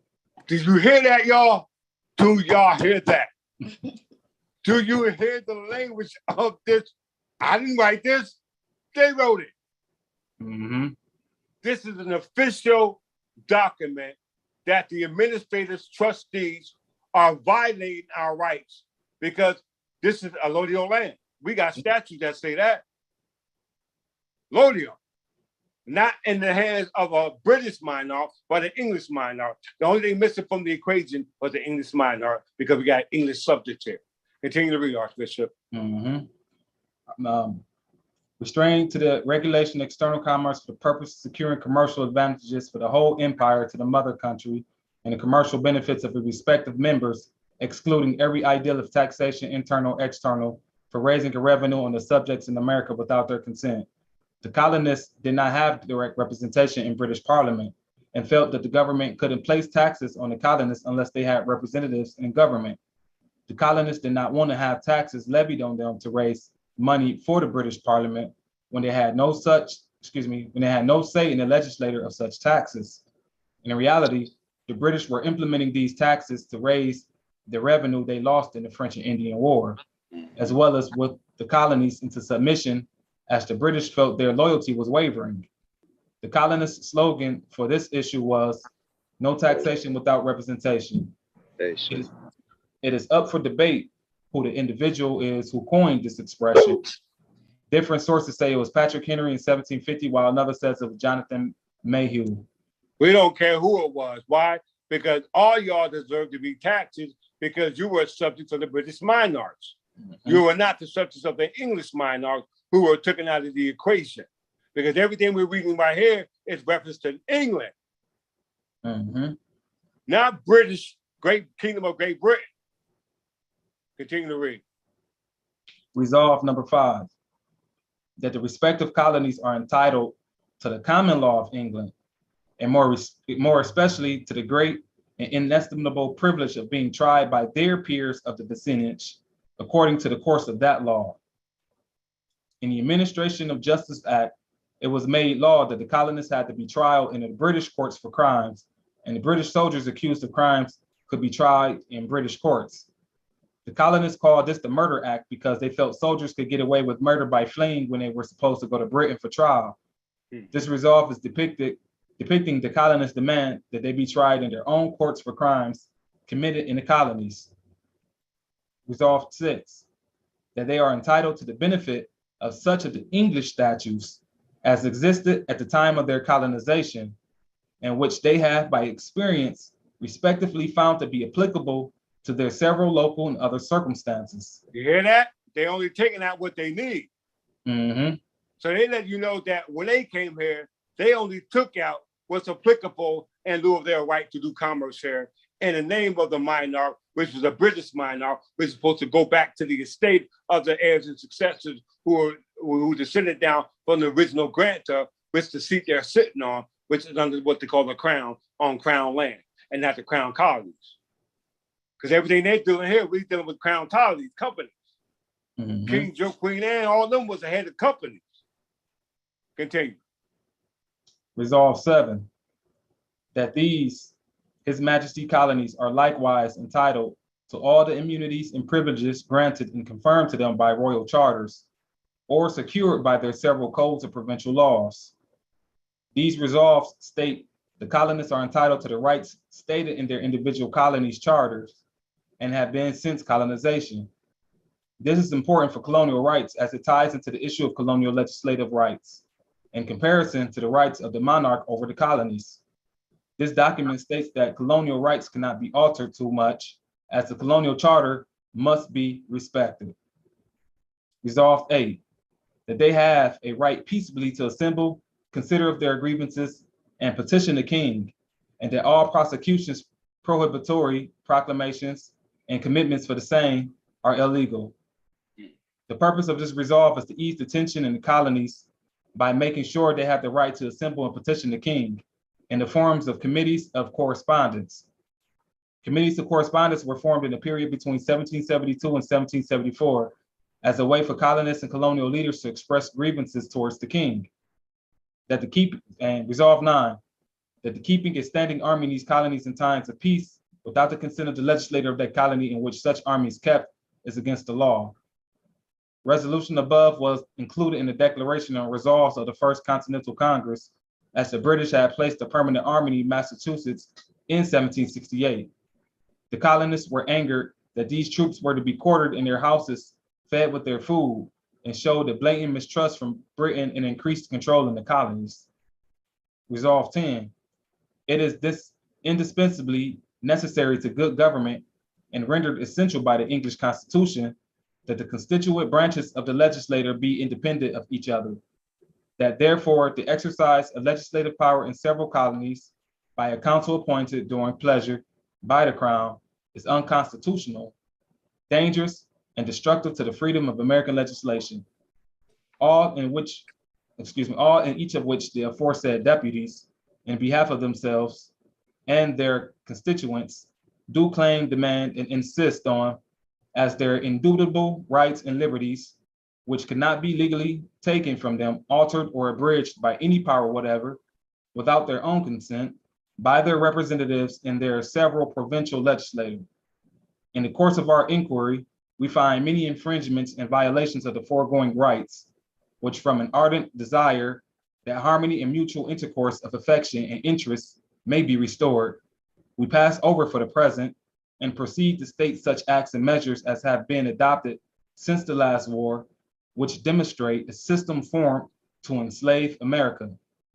This resolve was created to demand and proclaim that colonial legislators shouldn't be controlled by a council appointed by the crown, but rather by colonists and leaders of their own choosing. The addition of this resolve is further demanding colonial independence by placing additional control in the hands of the colonial government. Resolve 11, that the following acts of parliament are infringements and violations of the rights of the colonists, and the repeal of them is essentially necessary in order to restore harmony between Great Britain and the American colonies. Stop. Now, what did it say in the July 2nd, 1776 Constitution? Let's go back there. It was the intention for reconciliation with these colonies in Great Britain. Where's it at? That's what they said right here. That was their true intent. So they said it in the Continental Congress, the true intention is that the colonies come back under Great Britain, then that Constitution is no more. It's no more. Why? Because there's a reconciliation of Great Britain. Why? Because 61-1-28, right state on the charge of Great Britain, state from repeal, and act to incorporate trustees of religious society for property held in corporations in place thereof. So these corporations, i.e., what they call the United States, i.e. states, have took our state, which is intel. Why? Because there is no minor to personify by way of corporations sold on crown land being occupied by crown colonies who are now called crown states. And with that, I digress. Archbishop, you got the floor. Beautiful lesson, King. And once again, everyone, if you've been paying attention, let my queen give her degree before you go into yours. Okay. Queen. Beautiful lesson. Like the Archbishop was just about to say, beautiful lesson. Great demonstration from the King. With that, I digress. Well said, Queen. Well said. Archbishop. Well said, Queen. And once again, King, once again, another grand job and bringing the pieces together for everyone who needs to see it based off of the clarity that must be brought this time and day and age. You have shown, or the ancestors or those colonists or those who have come and gone have shown that there's a difference between an English subject, a British subject, an American citizen. And we know that English subjects became British subjects, but those who were so-called underneath British subjects were technically colonists who became American citizens. And so you must be able to differentiate the three, because everybody here are now mixed up. And even though you claim to be a so-called British subject, does not necessarily mean that you have rights that goes back to the Kingdom of England. Because once again, we see that this is a melting pot, and America, it does not recognize any other so-called nationality outside your allegiance to their flag. So you have to find your way coming back to who you were prior to 1776, July 2nd, going all the way before so-called 1702, before 1740 Plantation Act, before 1600 charters, as we've seen, that's where the colonists are getting their rights from. So if you can only place your history going back to the so-called 1600s, you're in a world of trouble. because as we see, you cannot use that as being English heirs as your source of where you derive your powers and rights. Our powers and right goes all the way back to the English Magna Carta, as you see, been recognized by Time Immemorial 1189 by our King Richard I at that time, who was the brother of King John I, who signed the Magna Carta. So you must know your history, and you must be able to stand on it in strength, because it's going to be many, as we see, many people out here who are denizens who are going to try to claim a birthright that it's not theirs. And to prove it, all you have to do is go back through this lesson and verify it and see it with your own eyes. So with that being said, I digress, and I leave CA Archbishop Murphy from the Noble House of Murphy with the rest of the words, as well as the rest of the congregation. Peace and love. Well said, Archbishop. CA? Greetings, everyone. Excellent delineation of history and law. Peace and love, an excellent delineation of history and law, applicable use, the distinction between English heirs and British successors, trustees doing business, Great Britain, United Kingdom, de facto. It's a very important thing to reiterate and distinct characteristics of the personifications of the crown. You know, the heavy lifting has been done. You know, the constant repetitive study and allowing your mind and spirit to digest this information is the study and show yourself approved measure. So with that being said, we know that history all goes together. So that's for the of these lessons, and perfect practice makes perfect. So I did not come to do away with the law, but to fulfill it. So the king's consciousness had to manifest in the fulfillment of the law. And we know that the King of Peace and all law is one hand. So, you know, we give honor to the return of the King of Peace. I give honor to our King Clifford Jefferson, Queen Godwinson, Archbishop, and all of the council on the King's Bench for being present in this day of Jubilee. The corporate structure is distinct from your natural self. So continue to practice, continue to study, continue to perform and personify that which is the crown. And I leave you in peace and love. I digress. Well said, Court Judah from the House of Murphy. Brother Burgess from the House of Burgess. Greetings, Noble. Greetings, King. Greetings, panel. This lesson was real good for me because it's helped me understand more how I've been incorporated on my certificate, and how all registries prior to vital statistic record came from the Archbishop of Cranberry. So I definitely appreciate the lesson. It's all coming full circle for me. Well said. Well said. We know Archbishop Cranberry got his tutelage from Pope Gregory I, who had all of the Anglo-Saxon Berbers convert to Christianity, which is the position we're in now. So well said in your articulation, Brother Burgess from the House of Burgess. Let's have Countess Alice from the House of Alice. Greetings. Greetings. Greetings. This was a very detailed lesson today, and I thank you, King, for you really what the King has done is he actually dug through with a fine-tooth comb each and every statute and code to bring us all of this information. These denizens have been at work, and they have worked very hard to usurp our inheritance, flip-flopping as it seems. You know, they didn't like this, they didn't like that, they would change this, they would change that. But we caught them, we figured it out. And all we're doing is we're bringing the information back to you on a weekly basis.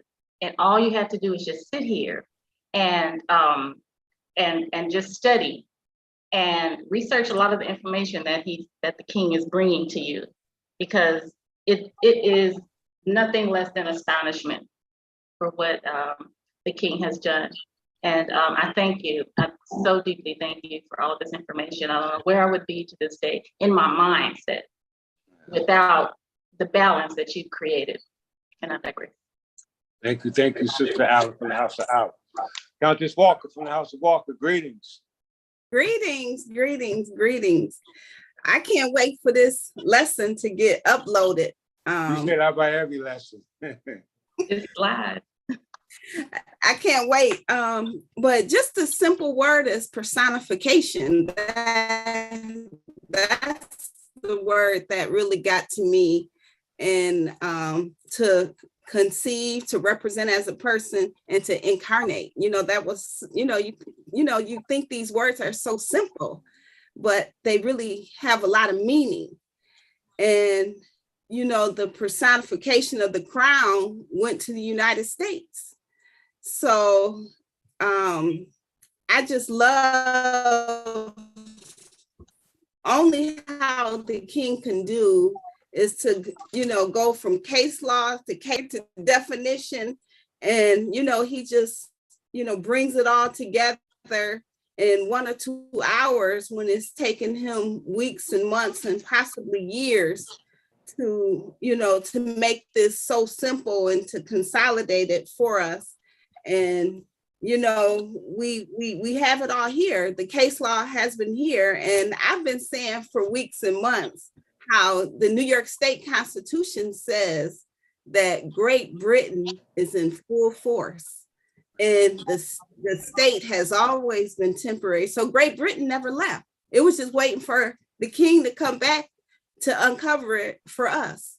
So I love the lesson. I can't wait for it to get uploaded so we can all go through it at our leisure, because this is some absolutely wonderful stuff. One thing that also stood out for me too is a trial, you have to have 12 people of your vicinage, which means they have to be 12 people just like you. So ignorance of the law is no excuse. So once again, King and Queen and Archbishop, Archbishop Murphy and Archbishop, I appreciate all your hard work and thank you. Welcome, you're welcome. Well said. My wife pushes me. She pushes me like, get on it, make sure it's right. So like I said, I couldn't have a better counterpart, and to us be the glory, in lieu of making sure that we glorify our ancestors, which y'all are part of that, because as it said, we have a right to our ancestors' estate based off the blood, and that's what's been missing. So well said. Let's have Sister Middleton from the House of Middleton. Yes, greetings. Greetings to everyone. Thank you. This was a very full lesson, and just processing what was said, and even just in terms of what I was exposed to in Charleston, a lot of information to kind of pull it down. But what I will say is that this is the time of getting into the real nitty gritty, the real meat and potatoes, just on a astrological level.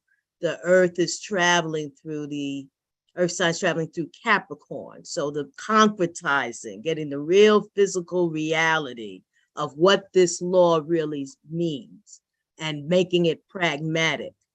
And, in light of, unfortunately, so many of us just don't, we kind of on a collective have been in the foster care system. And so now it's finding out your true ancestry, what was told about what you were and who you really are.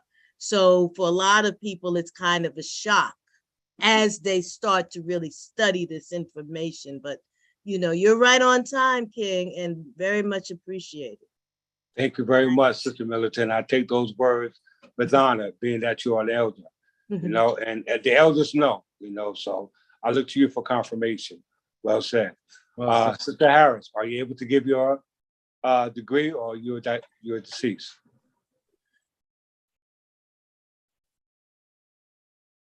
She was feeling under the weather. I don't know if she's able to say a couple of words.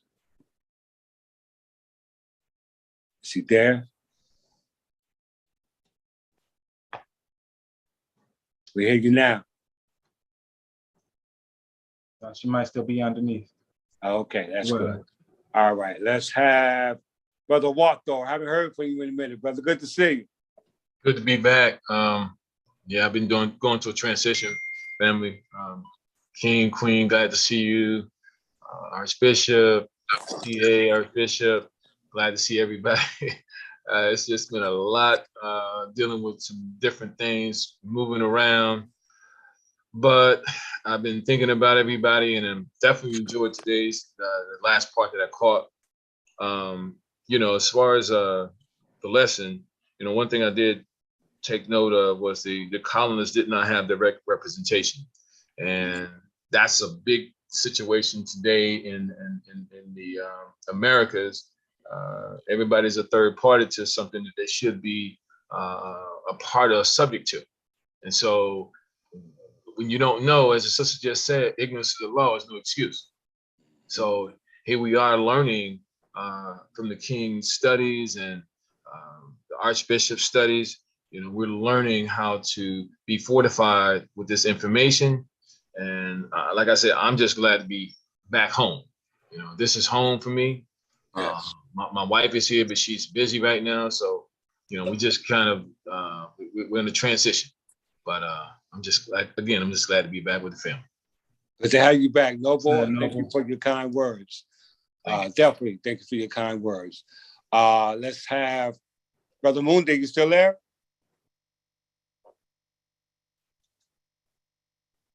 Still here. Greetings, Noble. Greetings, peace, love to the king, queen, all the nobles, everybody on this king's bench, and I'm just blessed and glad to be here, man. A part of this wonderful information and knowledge. I don't know. I will be lost without it. You know, I'm gonna tell you that. That's good to hear, It's brother. amazing. That's good to hear. I agree. Digress. Well said. Well said. All right. All right. Let's have let's Brother Greg from the House of Greg. Greetings, King and Queen. Greetings, Noble. Look like a professor there, boy. Archbishop and CA as well, and all the other people on the King's bench. I took a lot out of this because it kind of brings back something Brother Mean said like last week about our participation is what traps us. Because they turn us into what they call a juridical person, which they, with their instruments like birth certificate and all, they conferred and made us unnatural, basically, turn us into corporations. But I also understand that they are a corporation and they are not a corporate soul. So they have no jurisdiction over anything. They're de facto. So I really start to bring it together and knowing that we have the church that is a corporate soul that holds this crown, which makes us natural born subjects. And under the protection of the crown is what protects us throughout the rest of our life and our ancestors that come after us. So sometimes, you know, I sit here and, you know, when you're in the moment of something, you don't realize how big it is and how blessed you are to be there until you look back. And so I'm asking everybody just take a pause. I have to do it sometimes. Just take a pause and realize that the king is the king. And we are should be grateful for his knowledge and sharing it and waking us up from the dead, basically. So I give you my allegiance and my honor and swear to serve for the rest of my life that I take a breath, because this is very huge and all who take it lightly will perish. And with that, I digress. Well said. I love your stewardship, and I love your humbleness, your allegiance, and your sincerity. You know, I am a direct influenced by the words you speak. And the words you speak have been already spoken to me by my ancestors. And that made me take it as seriously as you so eloquently put. You know, so thank you for your words. And, you know, everybody speaks with sincerity from their own respective houses, because we all come from one house, and because the house is sincere. And I love you, Brother Gray. And like I said, I've seen you grow in just a couple of months, as well as each and everyone who sits in front of me. And that brings me to mind the Brother Scott. You know, every time I speak to Brother Scott, I see a reflection of Brother Burgess. Because when Brother Burgess sits, you know, his whole spirit now has changed. Like, he's ready. Look at him. Like, I just love you, bro. You know what I'm saying? And you're a man after my own heart. And you have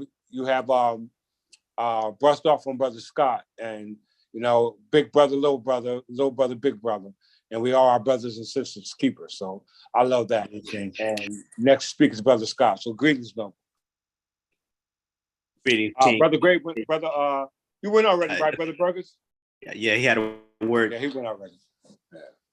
You good? All right. Can everybody hear me? Can you hear me, King? Yes, sir. Oh, as always, all respects to you, to the Queen, both archbishops, everybody that's on the bench. Us as children, we've all heard these slogans: taxation without representation. But what I've noticed with you, King, you go through the history, but we get what some people call full disclosure. Countess Walker stated, ignorance of the law is no excuse, which is true. But a lot of us remain ignorant because we're not getting full disclosure. We're only getting bits and pieces. And you tend to give us all of it, and you've never charged us a dime for it. So that's where my respect comes from, because you're really giving us the history, the who, what, when, where, why. There's literally no question after we're done with your lessons. So much appreciation, and I really appreciate it. And something I wanted to say to the panel as well. I listened to Sister Walker, Sister Allen, everyone. As you guys are speaking, I learned different things from each of you. And I've done that since I was a child. So I'm real literal. So sometimes when you guys are speaking, I really have to go and research it just to make sure I don't make any mistakes. So please, by all means, I need your feedback. A lot of people are uncomfortable speaking on video and with some of the people that are watching outside of our congregation, but it's needed. And I really appreciate each and every one of you. And thank you very much, King, again, for full disclosure. No problem. Like I said, it's better you to not know this than to know this and not follow it. You know what I'm saying? They say, don't ask questions. Don't ask questions that you don't want answers to. Understood. And that's what we find our people in. They don't want to ask questions, but they're going to get an answer because they're going to be held accountable. And that's how I am. You know, so well said, Brother Scott. I love you, brother. And like I said, your past lessons that you've learned on this plane of existence have really put you in a mindset of someone who I look towards in lieu of the protection and lieu of my personification. You mentioned the words that were spoken by the members of the panel as your inspiration. And the inspiration is all our inspiration, because the main rule of inspiration is to inspire. And as I hear each and every one of you speak from your growth and the lessons, you inspire others to be where they were once not. And so thank you, sir. And with that, we'll move to Brother Means. Brother Means from the House of Means. Greetings, Noble. Greetings, King. Greetings, King's Bench. Again, I like to say I appreciate your presentation, the lesson that you and Archbishop combined to bring forth the considerable understanding to reach up higher. And like you were saying, it is inspiration for us to dig and to research because of the excitement of our rights being, again, already etched in stone by the ancestors who come before us, and then showing how we have been usurped, adopted, and infiltrated from a corporate fiction that they created us all as fakes without our consent. But our rights have already been placed and set by law and legislation from our ancestors who said it before. So them trying to comment, I guess I want to say mimic, you know, is even in their writings, they trip themselves up in doing so, and then they show it to try to lessen their blow for their karma. But the most exciting part to me was that you can go back to each and every one of these cases here on this land, still showing that you're on English soil, but they want to call it the United States of America. But even in their trickery, they've confined themselves to fraud. And that, I thought that was a remarkable layout. I'm excited to be amongst us in like minds. The love that we have for one another is exciting, as everyone was saying here. We bind together with minds of the same frequency when we pay attention to these lessons and are able to break them down and use them as they are applicable in our lives and every day for the future to come. So once again, I want to show appreciation to each and every one of you, and especially King and Archbishop for their lesson today. It was a beautiful layout. Again, as Sister Walker said, we'll go back over it again and break it down, because you always miss something. You know, you say you was reiterating from past lessons. There still was something new here, and I thought it was a blessing to be sitting here today again. And I get a rest. Thank you, Brother James. Like I said, ain't nothing new under the sun. You know, you just can't see everything at one time. You know, so you got to constantly go over and see what you missed. And by y'all using y'all faculties, taste, touch, smell, sight is really one touch. So I'm glad that you allowed me to touch your heart. And when I say heart, I'm talking about your soul. You know, and that's worth touching. And with that, we'll go to Brother Militant from the House of Militant. Greetings, Noble One.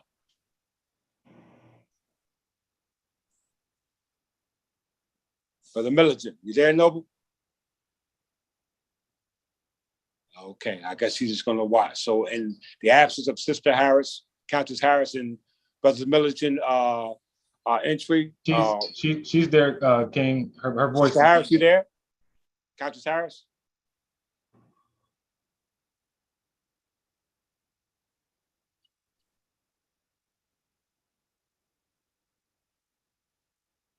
Sister Harris.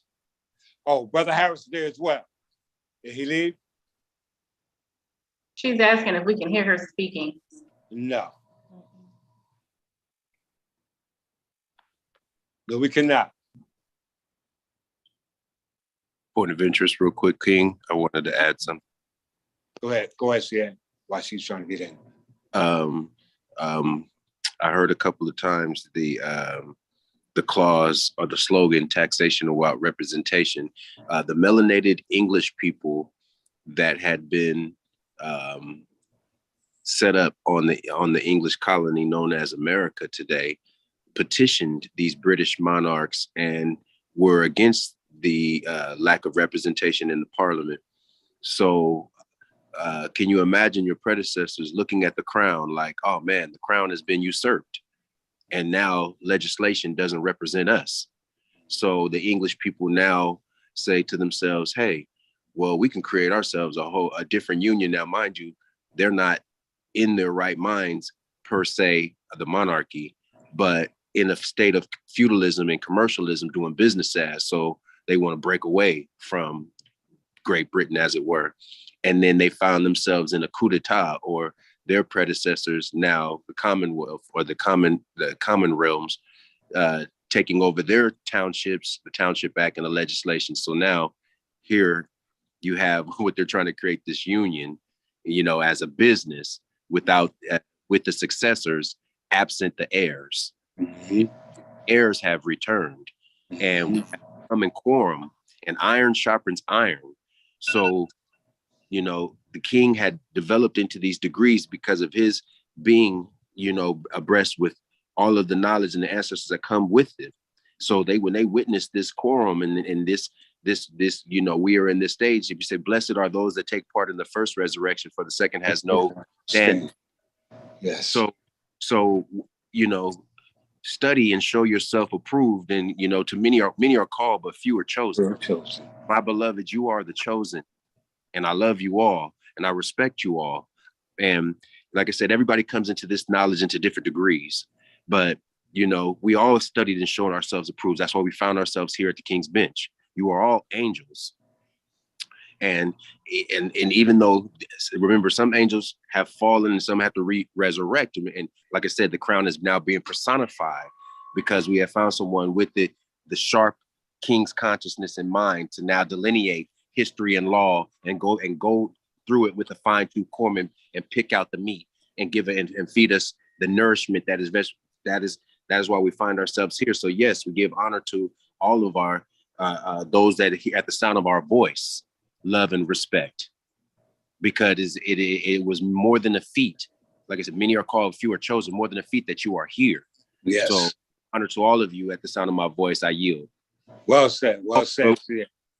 And the Crispus Attucks, you know, Crispus Attucks was one of the first people that killed from the British, that American Revolution. So, you know, there was a lot of melanated people there putting their lives on the line just for their rights. And although they may not have had the correct information delineation, it was now and is spoken and prophesied about this time that it would happen and the king would personify it. So yeah, yes, with that, I love you all and I yield.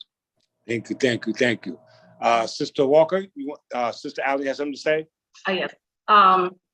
Lady Harris, she's struggling with her mic. She doesn't know why she can't be heard, but she greatly appreciates you, King and Queen, and she has to go over this information again to make her, you know, so that she can understand it and just understand it with clarity.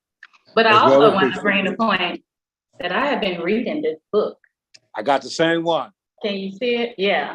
Yeah. Plantagenets. Mm-hmm. And, you know, each page is highlighted in red, you know, so everything was important.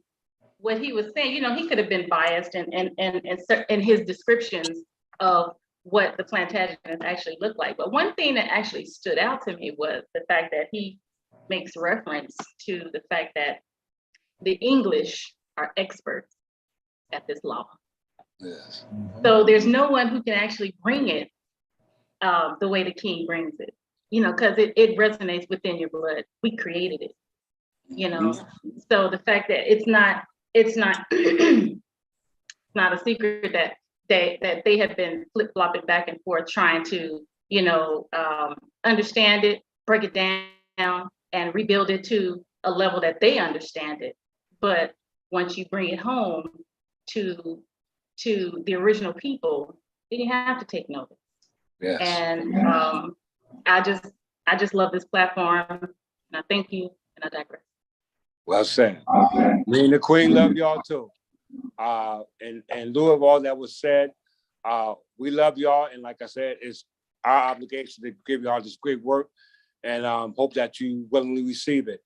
You know, because we, as CA said, that blessed are those who were take part in the first resurrection, for which the second one has no sting. And this is the resurrection. So we have all incarnated into our divine bodies, and which shall never perish again. But you have to stay on that frequency, and the frequency is one. And with that, Archbishop, you got the last word. And once again, there you have it, nobles, brothers, sisters, from not only your respectable houses, but those who are viewing it from, who are viewing our platform from afar. You know, we don't have many live showings or streams where we actually do this. You know, we normally try to edit it and then upload it through the week. But like the King said, it's imperative that this information gets out, especially with the causes and issues that we're dealing with right now. You know, the spirit, the ancestors are going to weed the good from the bad. You know, you're going to go through some crisis for that way we can know who is who as you start ushering yourself to make your way on this path. We have some very strong brothers and sisters up here who actually have a very good intuition when it comes down to discernment, who's going to be able to help do the great work when it comes down to keeping the church, not only the church protected, but keeping the our obligation and duty as trustees of the Kingdom of England and Great Britain as one of our highest priorities, because right now we must step back into our place on who we are as trustees, because if we don't do so, then our estate will continue to be hypothecated by these foreign entities we call corporations. Thank you, Archbishop. And with that, we love y'all. We'll see y'all next Sunday. All those who are of the panel, we'll see y'all at the next business meeting. And I love y'all, and I greet y'all as I meet y'all. In peace. Peace, everyone. All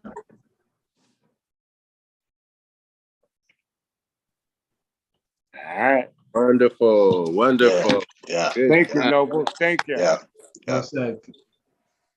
Oh, I struggle to bite my teeth not to, man, I want to ad-lib your music so much, King. Jeez. I'm like, ooh, and this. Yeah, it was hard. It was hard. I I'm agree, over CA. here cringing my teeth like, woo. It was beautiful. All right. Once again, thank everyone for coming to service today.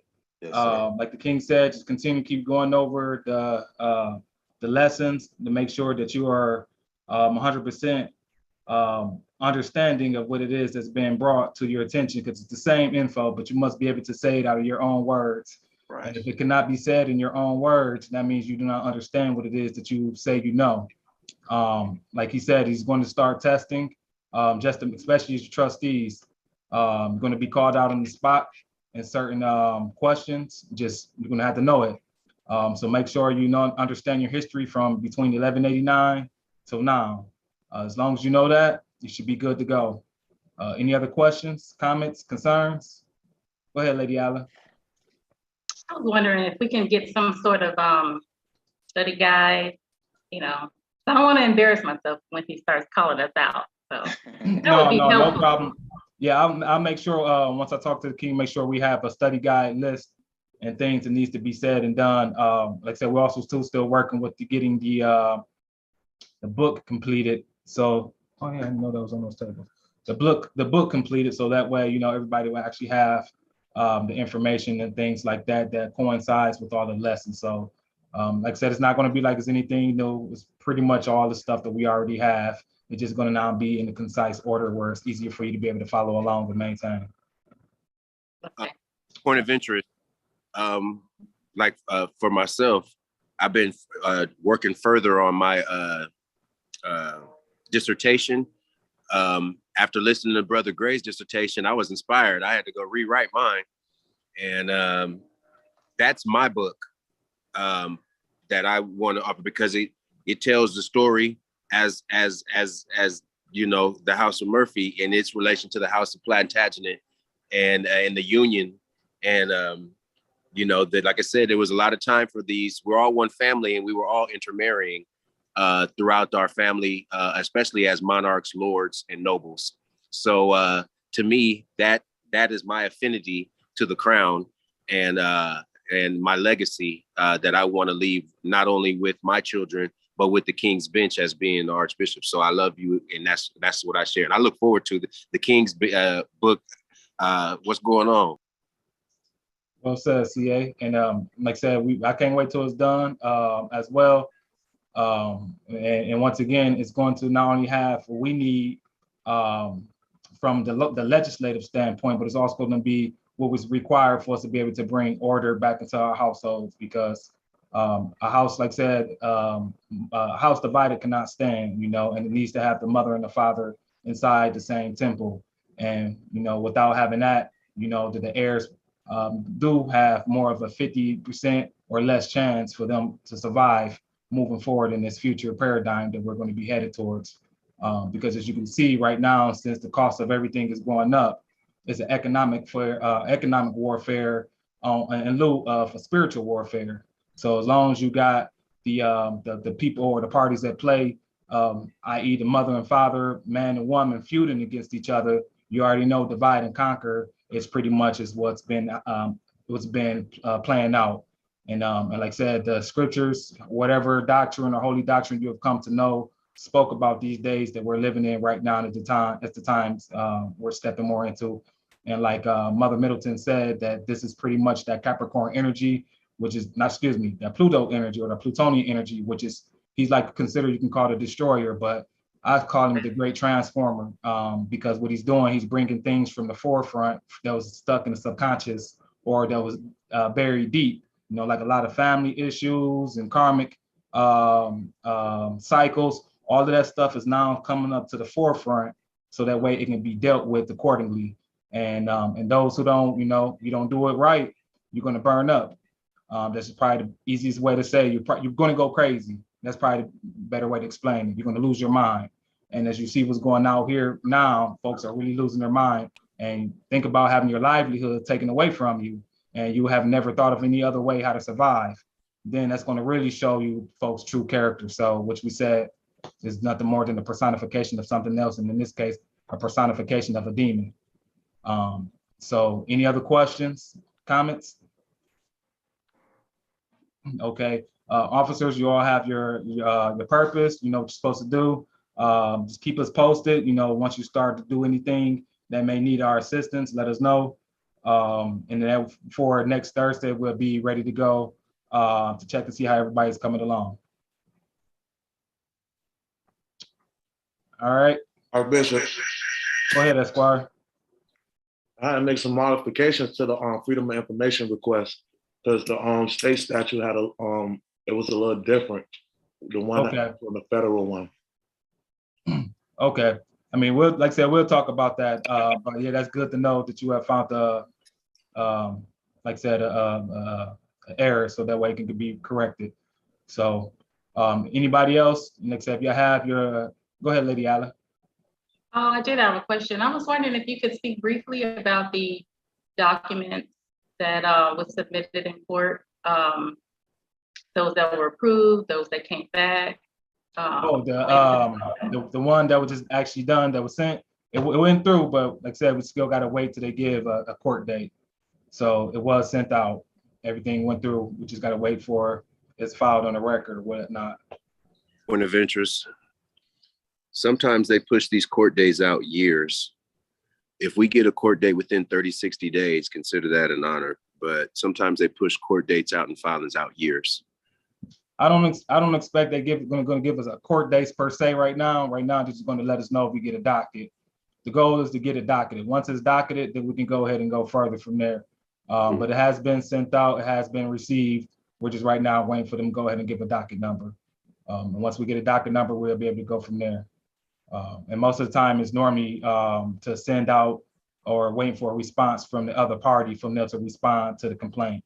So once we go ahead and do that, or get the response from after it's been docketed, been sent out from the other party, and them sending there the response, and then we'll be able to go ahead and see what we're looking at.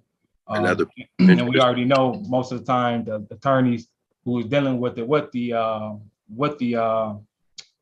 so-called public official, of course, they're always going to say, you know, they're going to object to what it is that we're saying, you know. So just kind of expect that it's never going to go the first way that you want. That's the reason why they have these other remedies in place in court. And that's why, like, for instance, if they don't want to accept it, that's why you go to the appeals court.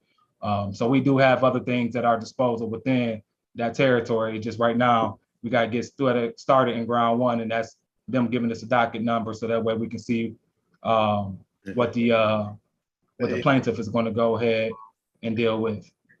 Point of entry. We are our own government and our own church. We don't need to be